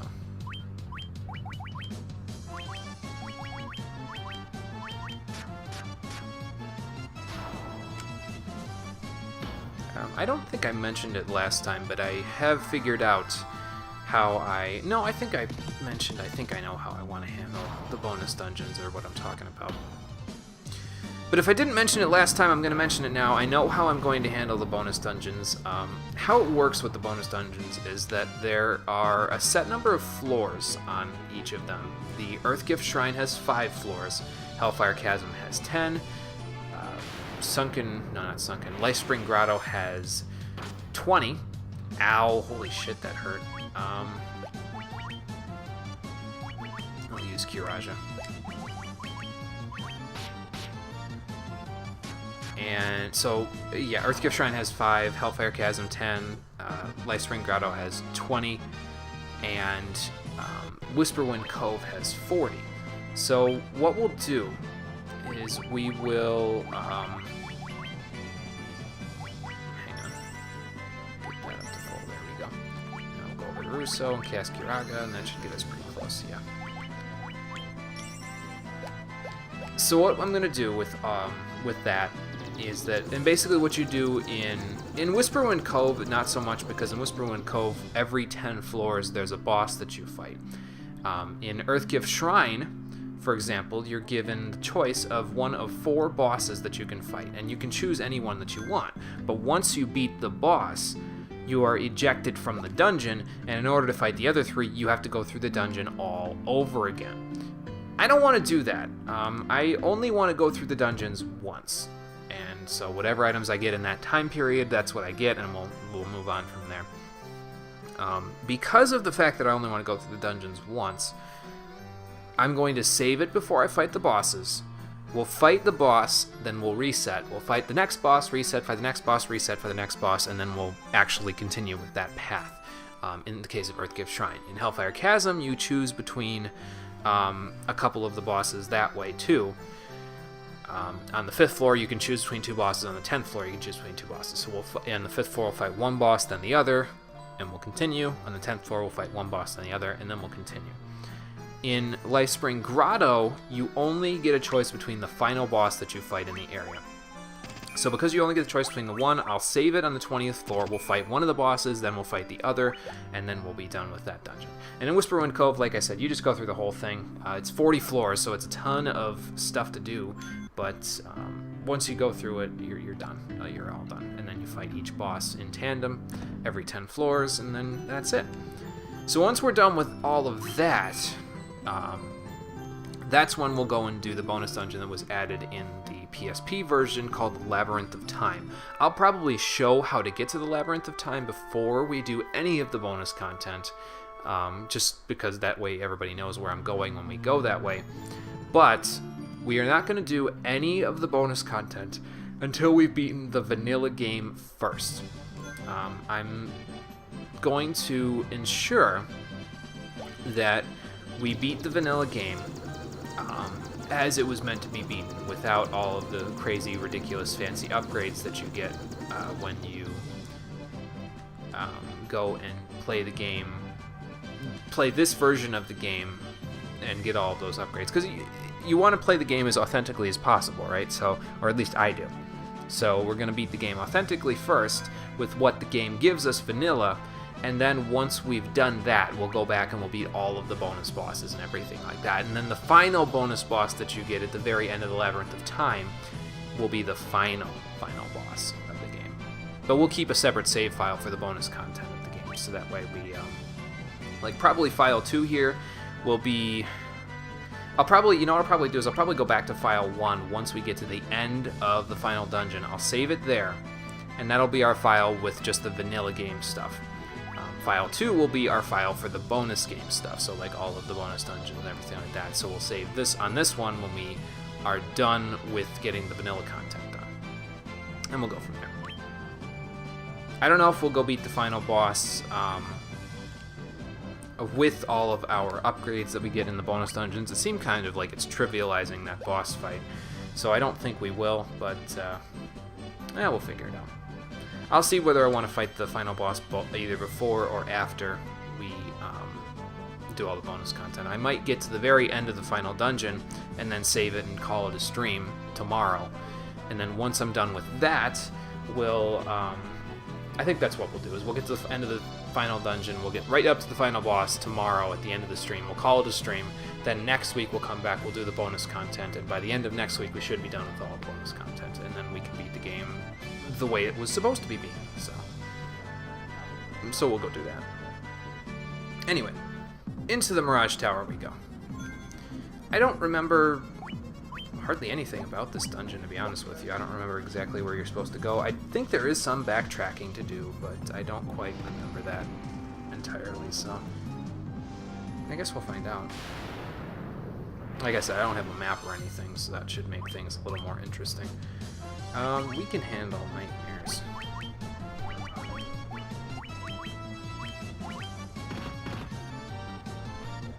New guy, Black Knight, there is... I think he's a little challenging, but that's why I'm having Sid go fight him, because he's not going to be challenging when Sid can punch him to death, so... Yeah, it's a little bit of damage. That's alright, though. I really should have just had Russo attack. That's okay. Good to know for next time.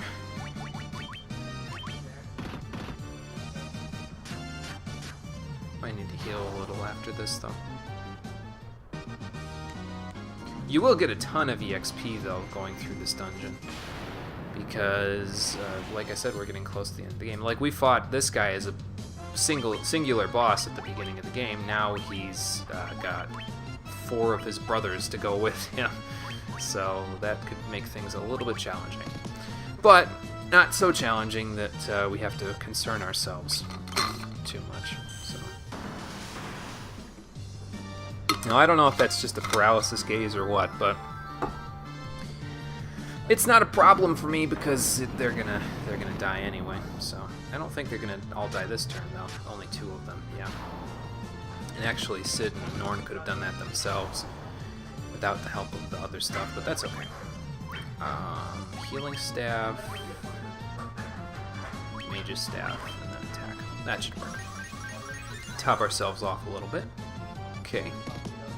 And then immediately lose it again because these vampires decided to attack before my ninja. That makes sense. And by that makes sense, I mean, no it doesn't. Yeah, like tons of experience that you should get out of this whole ordeal here. It's not an ordeal, I shouldn't say it that way. I'm making it sound worse than it actually is. How about a Healara? Oops, no, not a Stona. There you go.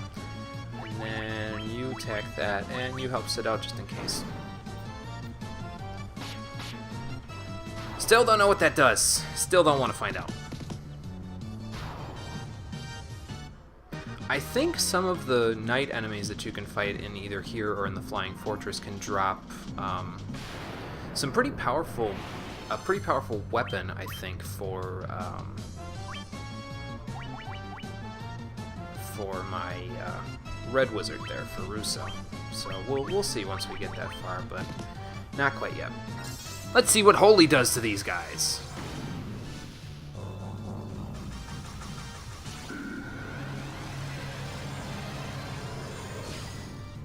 Yeah, nice animation there. And it doesn't quite kill them. It will deal pretty good damage to the undead, but Diaja is probably more MP efficient because Holy just deals... I think actually Holy might be completely non-elemental. I don't know necessarily that it's Dia elemental there, so... What do you mean, Master? Oh, are you talking about the person that had this cube before me? Did I ever sell that mithril knife? No, I did not. Well, is there a trash bin somewhere down here? don't think I'm ever gonna find it. Nope. Oh crap, now I gotta scroll all the way up. Hold on. There we go. I was gonna say, let's just discard it, but we can't discard it, unfortunately. Uh-oh, chimeras! I'm totally unprepared for chimeras. That's a lie.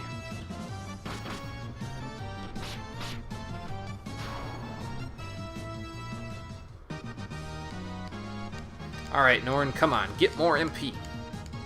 Just like your sister there. And like Russo. Yeah, nice. Lots of extra MP there. I like how Sid, Russo, and Norn are kind of just keeping up with each other in terms of the amount of HP that they all have. I figured, you know, Sid would end up having the most out of anybody because he's a master, so, you know, he would have the highest growths out of anybody's HP. But I think, in reality, the warrior class is the class that has the most growths out of any of them, so...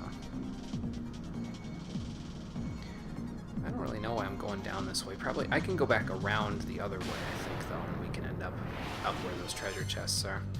Oh, dear God, 5 vampires! Let's try Diaja, see how much damage that does, and we'll do a Firaga, just for good measure there. Stop hitting me!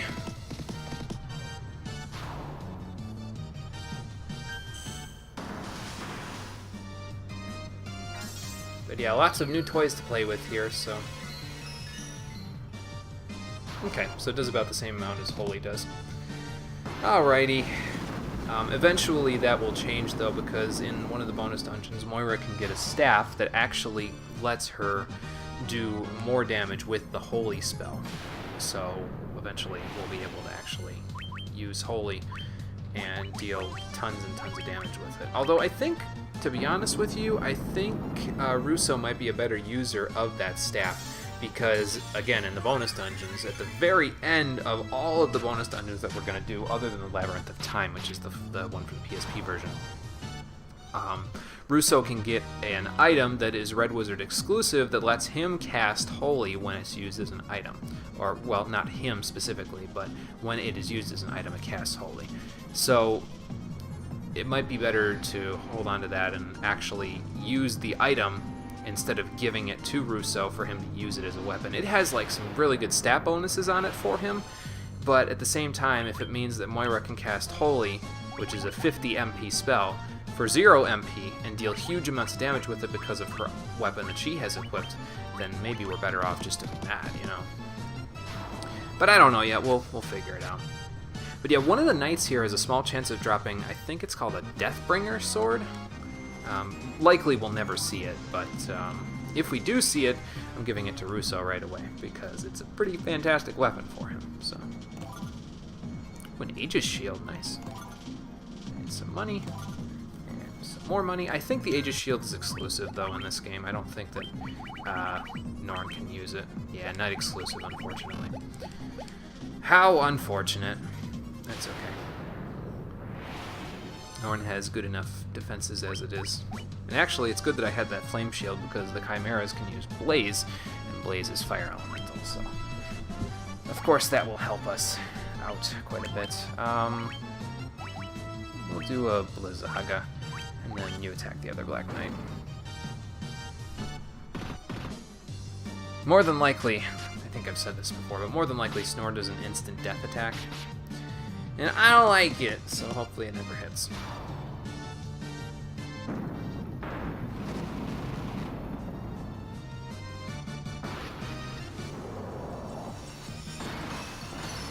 Nice.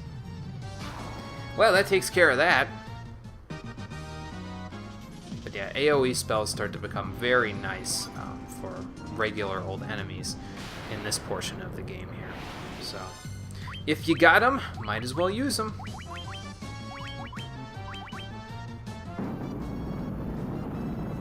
Yeah, so check the damage there. See, I mean, it's not like Moira's, where she's got so much less damage that she's taken from it because she's got the ribbon and high magic defense and all of that stuff, but it is less damage overall that Norn is taking out of this whole thing. I was gonna say, yeah, that's close enough, but we'll top ourselves off. There we go. And here we get the Healing Helm, which I think also casts heal when used as an item. Yes, it does. We already have a staff that can cast heal, but I guess if we really wanted to have Russo do something, like if there's only 2 enemies and Norn and Sid can handle them themselves, then maybe we could just have Russo do that there. We get a Vorpal Sword out of that chest. Now, the Vorpal Sword is not as powerful or as accurate as the Defender, but it has a high critical hit rate that you might be able to make use of.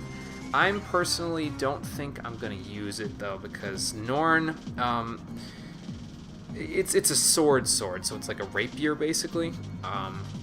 Or no, I guess it's not. It's a crescent blade, so it's more like a falchion or something like that. But I'm going to say that Norn actually still can't use this even with her class change. She can use all of these items normally, but we're going to keep that restriction that I had on her previously, if only to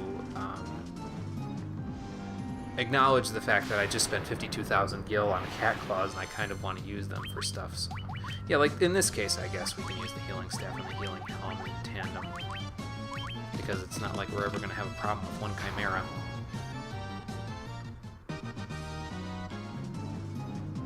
So yeah, for now, Norn will keep those cat claws, and she will use them just fine.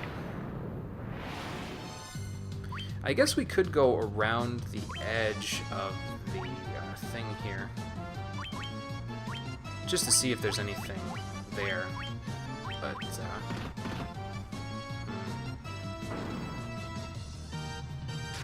they must have a low accuracy rate, Snort. So as long as nobody gets unlucky, we should be fine.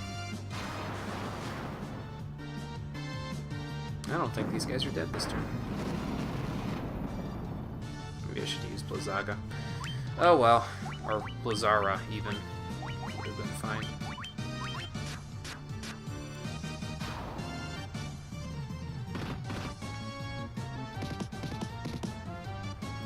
Might have to go around the outside of this floor just to see if there's anything out there. I mean, we could just go like this, but we'll go around the outside. So you attack with that.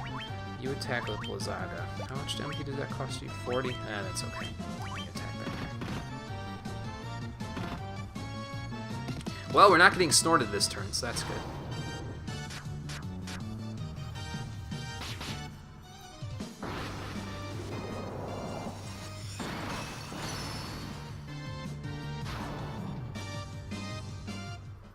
And actually, if we really wanted to, we could probably even go back outside since I'm going over here and use a cottage.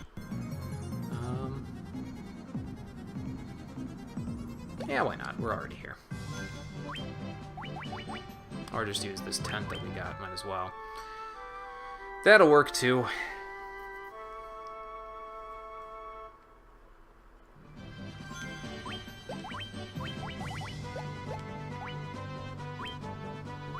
Save while we're out here. We already have tons of money again. Like I said, if you ever had thought you'd have issues with money in this game, even with a warrior at this point, it's highly doubtful that you will have money problems. I mean, if you had a party of, like, say, 2 or 3 or 4 warriors, maybe. But as it stands now, probably not. We'll just blast them all with fire. Medusa's probably weak to fire. It's a bunch of snakeheads, so... If Dark Souls 3 has taught me anything, it's that giant snakes don't like being set on fire. So, that took care of them quite handily. Very nice. I have to remember that they don't have that much HP. So let's just get back around this way. Head for those stairs. Get to the next floor, where there's another room in the inside that we can go and check out, so... We'll go do that. Blizzaga, because their nightmares are weak to it. Or it seems like they are. Then we'll just attack everybody else. That was surprisingly little damage there, Sid. Don't think I... Well, no, I guess it was on par with Norn's damage, so I guess I can't be too much of a jerk about it. Not that I was going to be a jerk about it, I just didn't expect him to not kill something in one hit. Usually he just punches and they die, so... oh well. Alright, next floor. I don't remember how tall this tower is. Probably like 5 floors or 4 floors or something like that. How about those gauntlets? And then everybody else attack one. I can probably kill them all in just doing this, but you know. Actually, Sid's taking surprisingly little damage from those guys too. I wonder if it's just because he has natural resistances due to being a master or what. But we'll find out. Or it could just be the ribbon too. That could also be doing that. Since most of your MP is going unused at this point, let's use it to cast Hialaga. And see if we can't find our way to the inner sanctum of this floor. Ah, one Chimera.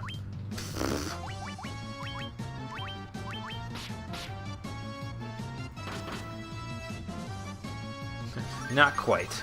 Not so fast, Star Fox. I want full HP at the end of this round, and you're gonna give it to me! There we go. More Trezier for me. Let's go around the Nevermind dead end. I was gonna say, let's go around the outside a little bit there, but nope. Another dead end, maybe? Oh, good, a preemptive strike, sweet. We could just use the light axe for this.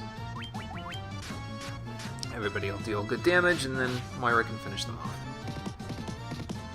If that doesn't happen, which, I mean, you know, it very well could. I think there's a mini-boss at the end of this dungeon, too, that you have to fight in order to get out of here.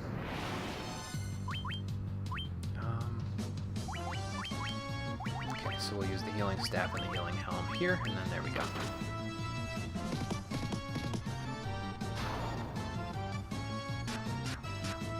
Or we'll use nothing, because the Chimera is not quite dead yet. Maybe I should have had Russo and Norn attack the same person, because we only really needed one heal. Ah, well.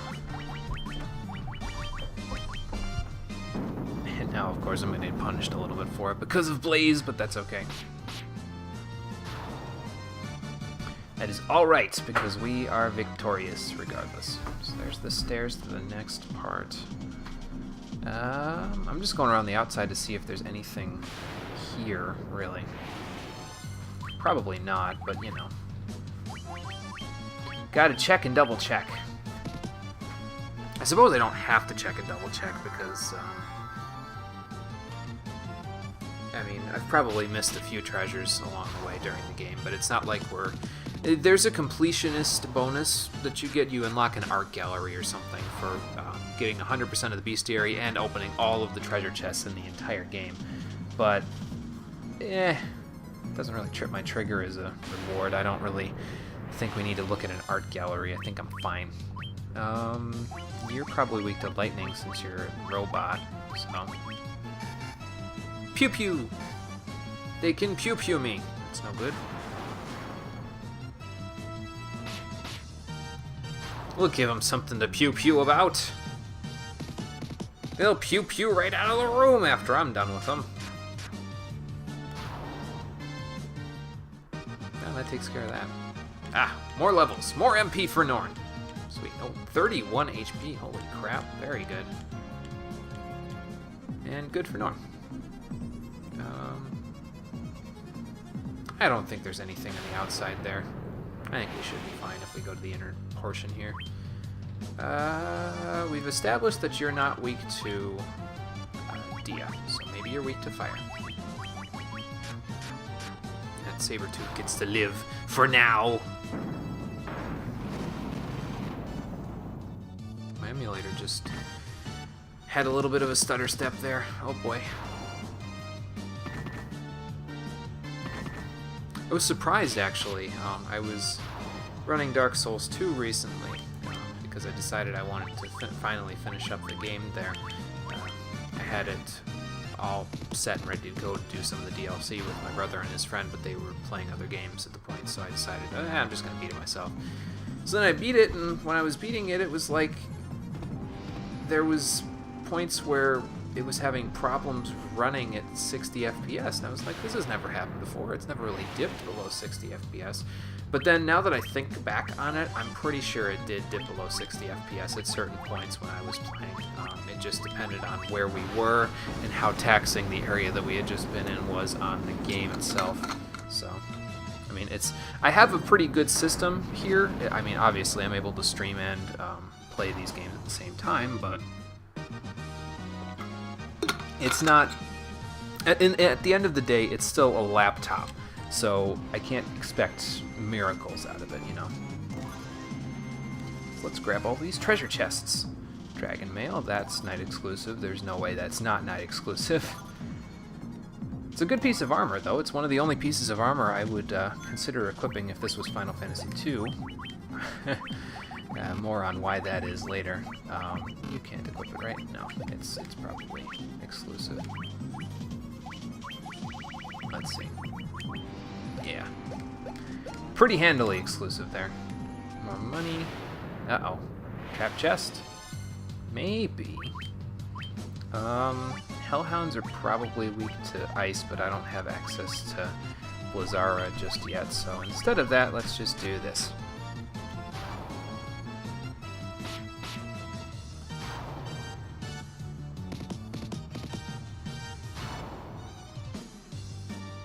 That'll work. Gotta remember to grab the stuff from the treasure chest, though, before I go here. Okay. What's over here? Ah, the Sunblade. Very nice. I believe that is the weapon that I can upgrade Russo with here. Yep.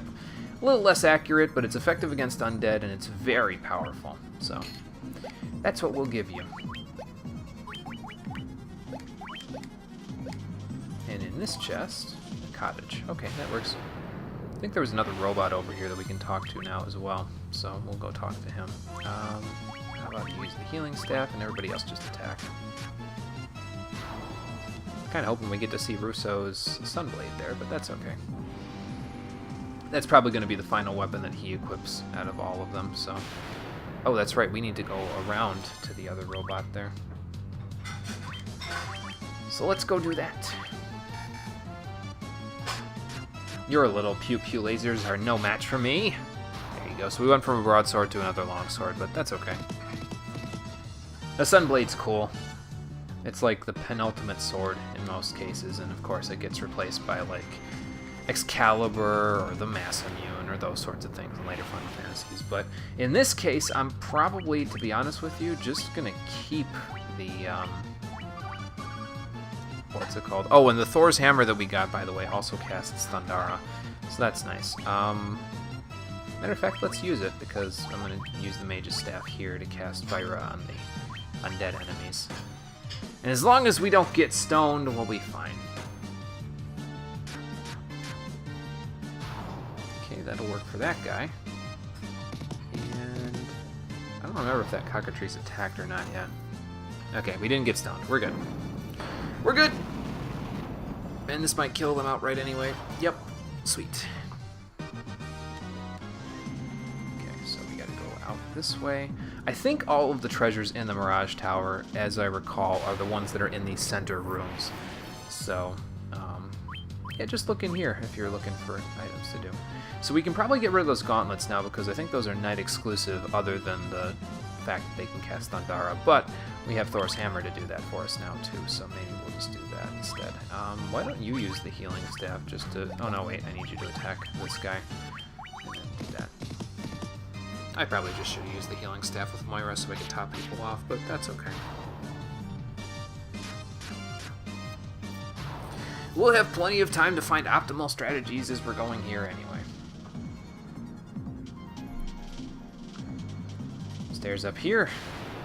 See a robot. Okay, 4 hellhounds, so now we should probably do that and give them a Blizzaga and then see what happens from here.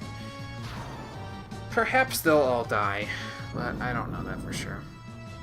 So there's like 3 or 4 different kinds of blaze, isn't there? Because there's that blaze, there's the blaze that chimeras use, there's a blaze that some bosses use, and then I think there's one blaze that the final boss uses as well. So that's kind of a weird little spell there. Haha! Gotcha.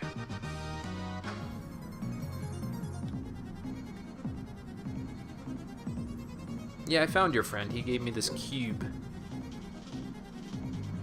Oh, okay, gotcha. Well, I guess we'll have to find a way to use the cube in just a moment once we figure out where it slots in. Perhaps it slots in somewhere up here. We don't need you to do that, just attack that guy. And actually, Russo can probably one-shot this vampire now because the Sunblade is effective against undead enemies, so that should help a little bit.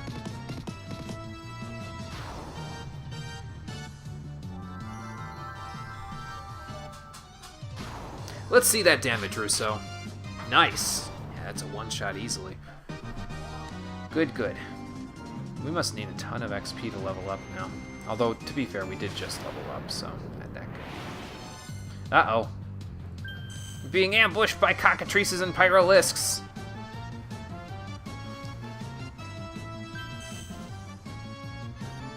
Hopefully the protect rings should keep us relatively safe. I mean, they resist instant death. That doesn't mean that they'll completely resist instant death, but we should be okay.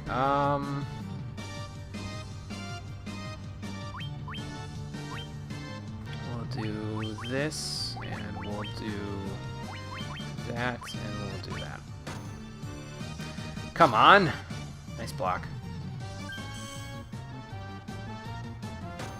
Somebody attack, for God's sakes, not you. Russo or Moira, get your ass in gear. God damn it. Maybe I should have had Norn use the mage's staff. It would have killed them outright anyway, because her intelligence is a little higher, I think, now that she's a ninja. I just didn't want to get stoned or instant deathed, man. That's all. Let's heal Lara while we're sitting here. Because this room looks a little smaller than the rest, so perhaps there's a boss or something to fight us here. Let's save just in case.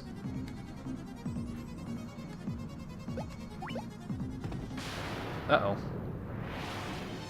Uh-oh, a blue dragon. Never seen this guy before. You're blue, so what would you be weak to? Maybe fire? Everybody else attack, we should be fine. Thunderbolt! Uh-oh. Ow! That hurt a little bit. But so did that, so that's fine. Okay, note to self. Blue dragons, you probably want to use Heal Aura or Heal Laga that turn, and combine that with Null Shock if possible. Alright, so what do you have to say, Mr. Robot? Okay, cool. That's what we'll do. Anything behind the altar to the Flying Fortress? No, not quite. Alright, let's use the cube! Whee! And here we are, inside the Flying Fortress of the Lufenians. What will we find here? Let's find out. I don't remember the layout of this place. That seems to be a common trend about me and these dungeons, but I don't remember the layout of this place. I know that, like I said before, there's a special item that we want to grab. I think it's on the second floor, if I remember right, of this area. So we'll go see if we can grab it while we're wandering around here. And if I get to a certain point and I haven't found it, well, then I'll go back for it. But once we get it, that'll probably be where we'll end it off for the day. I think we can get a different staff later that also casts Heal Lara, but I'm not 100% sure about that. I think it's a bonus dungeon thing, though. Maybe. Ooh, treasure. Some money. An extra protect ring in case you didn't have enough of them already. And another healing helm in case you didn't have one of those already. Actually, I can probably equip one of those on Norn, can't I? Because it's just as good as a mithril helm, but it casts heal. And, I mean, she can use it directly from there if we want. Yeah, why not? It's different. worry about selling it. More of these Black Knights. You do that, you do that, and you do that. I think I attacked the same one with Sid and Norn. Whoops. Oh well.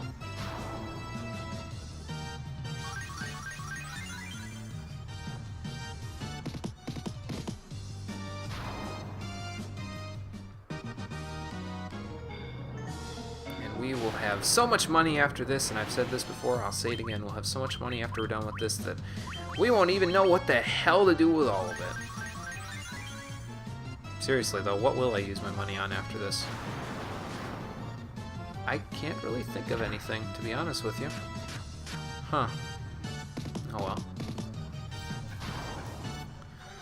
Oh well. I'll come up with something to blow all of that cash on. If I see a warp panel or something, I'm gonna go in the opposite direction. Uh-oh, the evil eye's back. He wants my blood. But I'm not gonna give it to him. I'm gonna punch him right in the eye. How does that feel? Probably hurts a lot more than it did before. This looks like a warp panel, so instead of going that way, let's go look around on the other sides, see what we can find. And here we have another new enemy, the Air Elemental. He's about the same as other elementals, I think. Not too terribly threatening. I don't know what he's weak to, but I know he's weak to Sid's fists. Just like everything else.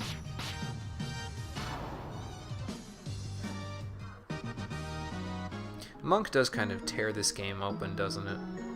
It's okay, though. They nerf them a little bit in the next game with the Monk and Master in it. And then they make them really good again. And then they don't. That Death Knight looks a little dangerous, so let's take care of him.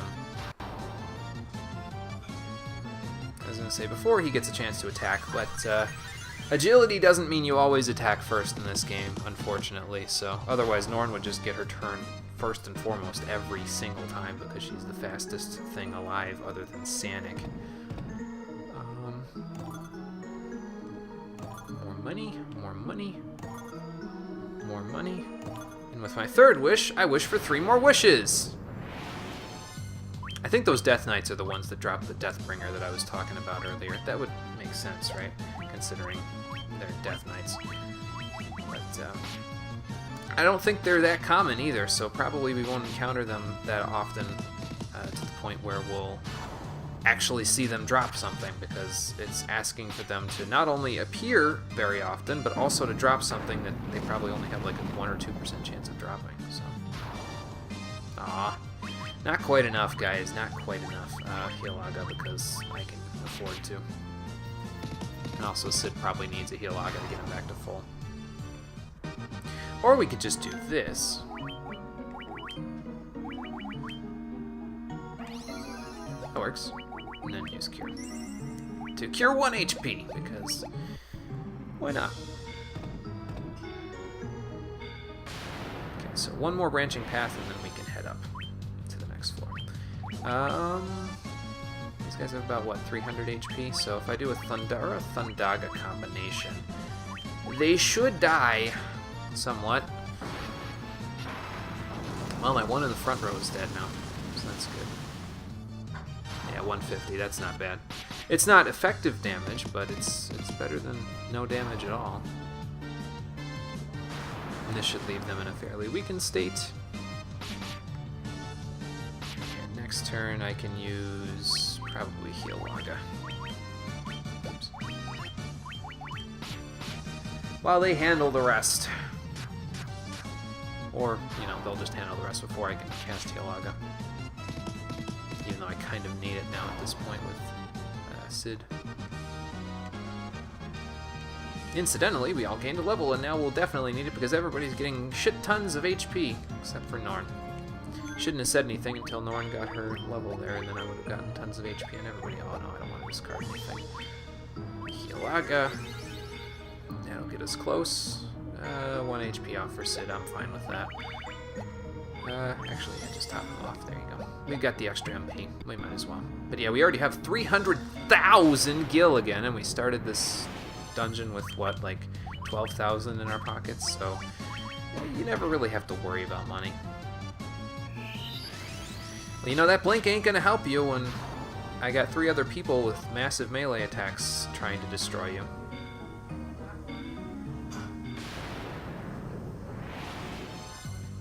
Earth Medusa, huh? Those guys might be a little nastier. Well, they don't have that much HP, so it should be okay. Probably their attacks can inflict some extra status ailment or something.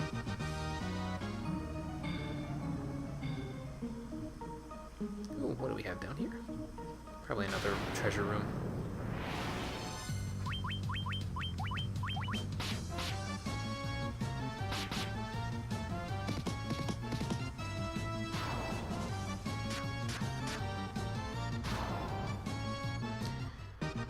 So we will explore the second floor thoroughly, and then if I find the item that I need, then we should be fine to just do what I said, which was teleport out and go take care of the item there. So I'll figure it out once we get that far. And once we do that, we'll probably end off the stream there. Ah, a razor. Nice. Who can use the razor?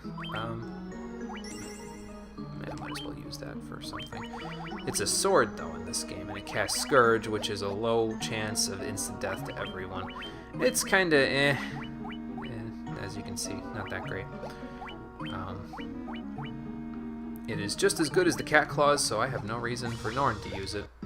Anything else in this room? No. Okay. Hey, Dad, what's up? Yeah, I'm almost done. Okay. Uh-oh. Okay, we'll plug it in.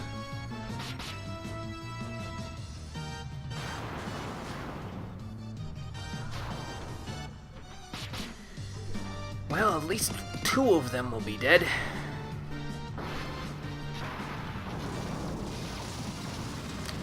I should check what these guys are weak to. I don't think it's Thundaga, but I mean, we're getting some good mileage out of it anyway, so. Black Knight, here we go. Weak to anything? Nope. You're the guys that drop the Deathbringers, really? Okay, so where's the Death Knight, and what do you drop? Absolutely nothing. Oh, that's funny. So basically, if we keep killing Black Knights, we might get a Deathbringer out of it. Cool. That's a bonus dungeon item, by the way. You normally don't get it outside of the bonus dungeon, but it actually gives stat bonuses, which most weapons in this game do not do, at least in the vanilla game. In the bonus dungeons, basically everything that you get gives you a stat bonus, so it's worth finding that stuff if you're going to go do the bonus dungeons, but if you're like me and you're not really going to do them for the final boss itself, then you can pick and choose. If we get it, we get it. If we don't, it's okay. We won't need it.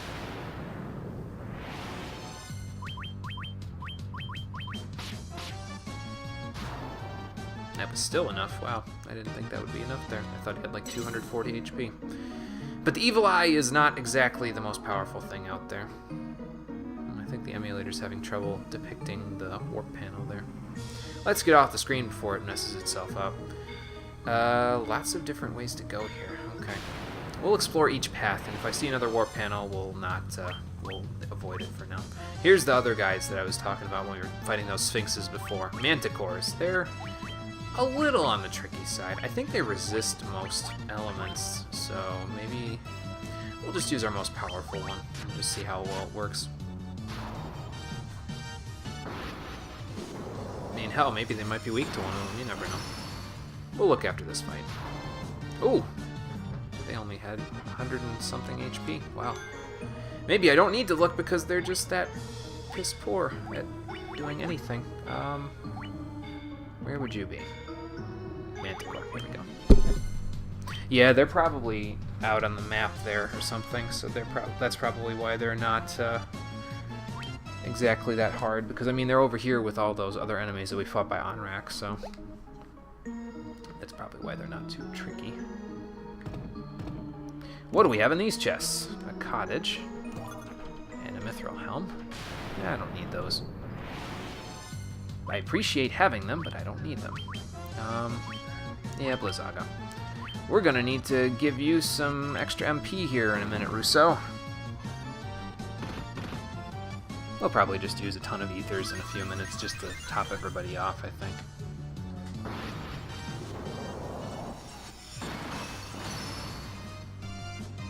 Because he is using quite a bit of MP there, isn't he? It's okay, we're pretty much almost done with this floor anyway, but that's okay. He can use the heals. There's nothing up here, right? Nope.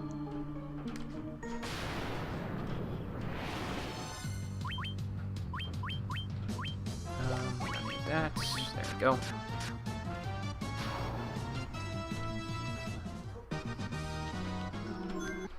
Okay, so let's see here.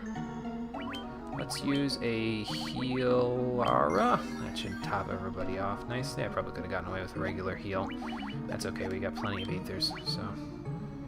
And actually, we could use these dry ethers, so we don't have to use all these regular ethers, but that's okay. Norn will top you off. That works, and then we'll do this.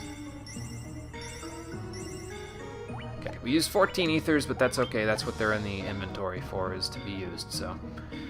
And we'll just go counterclockwise around this room, since that seems to be the direction that I'm going in. Uh-oh, stone golems. I think these guys are weak to electricity, if I recall from previous attempts, so let's just give that a shot. Of course, they're, again, weak to Sid fisting them to death, but, you know. We'll see how much this does. That doesn't look like... No, you know what it is? I'm pretty sure stone golems... I'm thinking of Final Fantasy II stone golems. I'm pretty sure Final Fantasy II stone golems are not weak to lightning. They use lightning and are weak to poison. Unfortunately, poison isn't an element in this game. It's an instant death element instead of an actual elemental attack. So, it doesn't do us any good. How sad. That's okay, though. Some extra money. That's always nice. Yeah, one Chimera. We can handle one Chimera.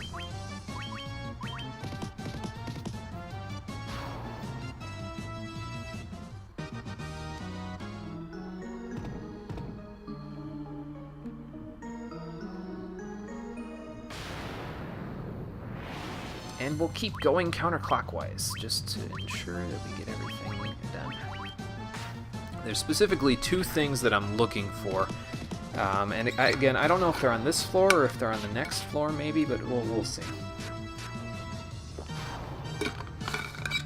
Once I make my rounds on this floor, it'll give us a clearer picture of what I'm looking for and if it's here or if it's not.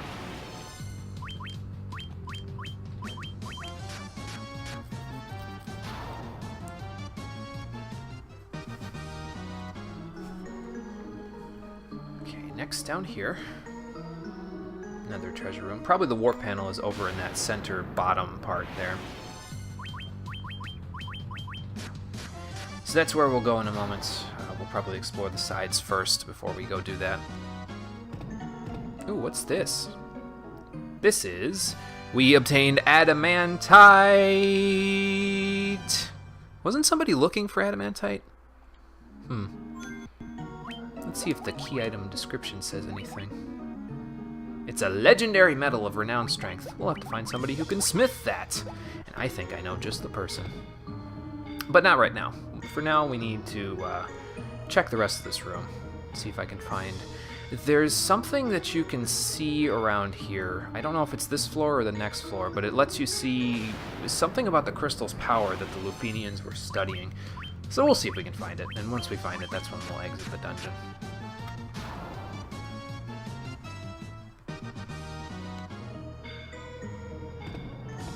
First, we have more treasure to loot. Ah, a black robe. Nice. And a white robe. Sweet.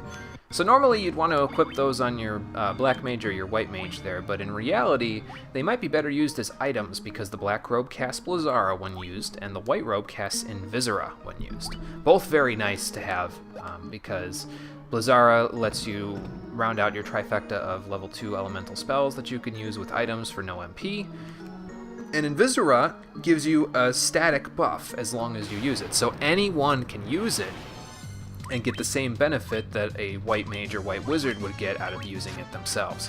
So I could, let's say I'm fighting a boss and I have everybody else doing something, but Sid is just punching things, but he's not buffed up yet. I could have him use the white robe as an item while I'm getting everybody buffed up, and then that way he's not just wasting a turn attacking for less damage than he could be doing optimally. Oops. Okay, I thought that was just pointing at Moira. I was like, wait a minute, that's not right. So that's probably how I'll use that, and then the black robe we'll just use, like I said, as a means of casting Blizzara because we don't have a black wizard to wear it. Moira really doesn't need the white robe to be worn anyway,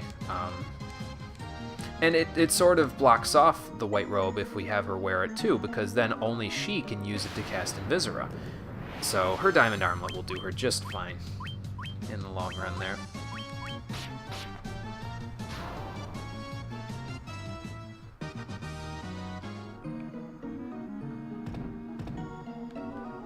More treasure, a diamond shield that we can't use, and another ribbon. Sweet, so Russo can finally wear something under that giant head of his. He can wear this ribbon.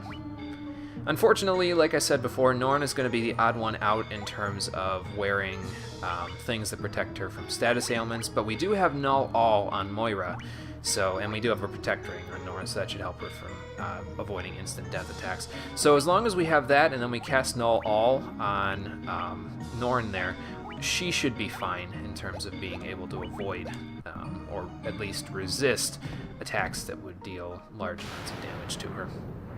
So she'll be good. We just need to make a special exception when we're taking care of what she needs.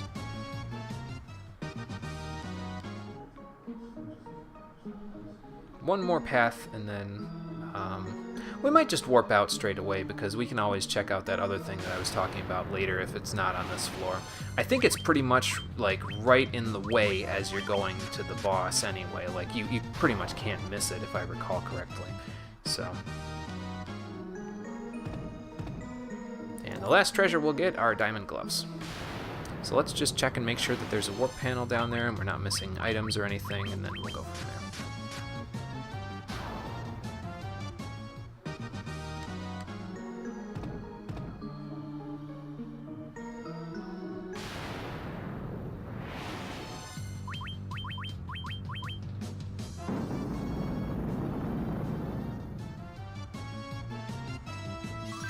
That flame shield's not really doing too much there for you, is it, Norn? Took the most damage out of anybody there from the blaze spell. I think the money cap in this game, actually, if I remember right, is 999,999 gil. So if we might end up hitting that cap at some point here, which would be simultaneously very good and also kind of depressing because we get there so quickly. This should take care of all of those Medusas, unless they're resistant to fire. Didn't think so. And down here we have a warp panel. We can take it. That's what I was looking for, this thing here. Oh, really? Well, they'll give us a better picture of the world than our world map will, because this is an actual, real window to the entire world. Unfortunately, it's guarded by fire hydras. Uh-oh. Well, I guess I'll have to take the firemen to these guys. They're probably weak to Blizzard, because there's fire in their name, so... Oh yeah, very weak to Blizzard. One black robe would take care of them. So what can we see from this panel of the world, or this orb window to the rest of the world? Yes, it does. The four forces of fire, earth, water, and wind appear as a mist, converging on a single point. And where is that point? The Chaos Shrine. Why is it pointing to the Chaos Shrine? Well, let's take a look. So there's our 4 crystals, and they're all pointing to the center of the entire planet, where the Chaos Shrine is. I guess that's our next destination once we take care of the Crystal of Wind here, because we're going to have to figure out why it's all converging on that one point there. Trying to think. We're pretty far into the dungeon here, so I'm trying to think if I should teleport out, because then I'd have to get all the way back up the Mirage Tower and everything like that, just to take care of using that adamantite, or maybe we should save it.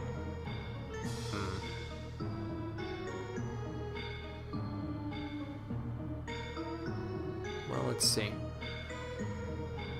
Well, next time I'm playing tomorrow, if we go back through the dungeon quickly, it shouldn't take us that long because we don't have any points to stop off on until we get to this floor. And then we've got the final dungeon. Okay, I've made my decision. Russo, do your thing. Stupid decision? Maybe, but we have acquired adamantite, which we can now use to go and take to our good dwarven friends at Mount Dorgar and see what they can make out of it. Yeah, you're probably weak to Blizzard. Just kill them. I don't even care anymore. And while we're over there, we'll probably go and rest at Cornelia just to say we did it. I don't think they're weak to ice. We looked at their bestiary before, I'm pretty sure, and they aren't really weak to much of anything.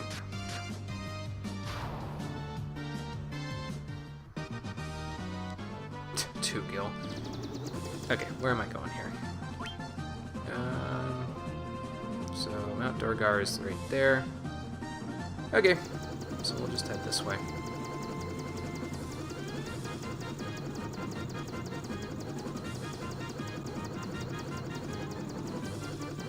Where are you, dwarves? Let's see. Okay, we're near Cornelia, so we need to go a little this way. They are right there. Hello there. You had some guy looking for legendary metal, right? I think he's in here. Ah, here we go. Hello. Guess what we have?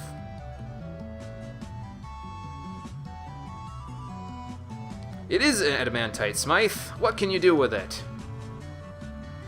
The finest sword we'll ever wield. Okay, cool. Sounds good. So where'd all the purple go? Well, it does look pretty fancy, doesn't it? Sweet. Thanks, Smythe. And so, for bringing Smythe the adamantite, we obtain the Excalibur sword. Sweet. That's a very good sword. Let's check it out. There it is right here, and it can be used by nobody. It's night exclusive. Well, that sucks. Why did I decide to teleport out of the dungeon just for that? Well, as you may recall from previously, I said that the giant's gloves could not be used unless we had a sword that you could use when casting it on yourself.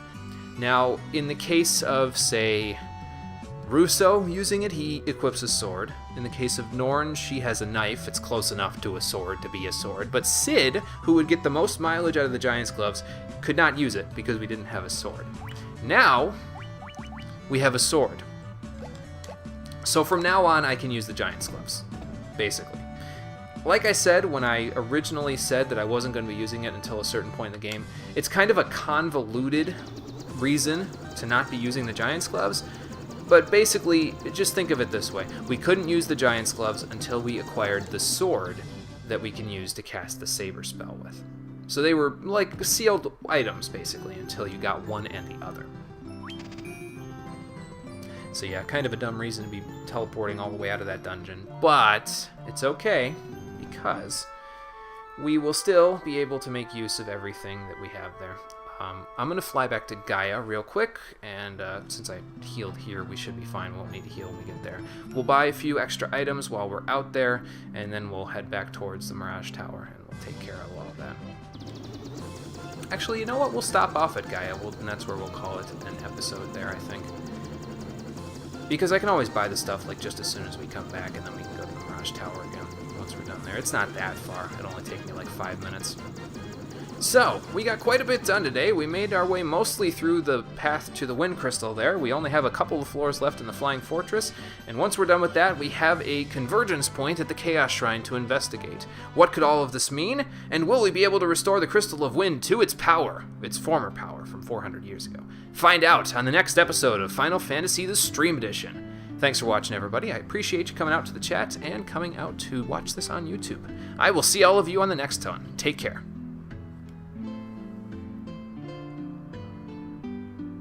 God, I love the town music.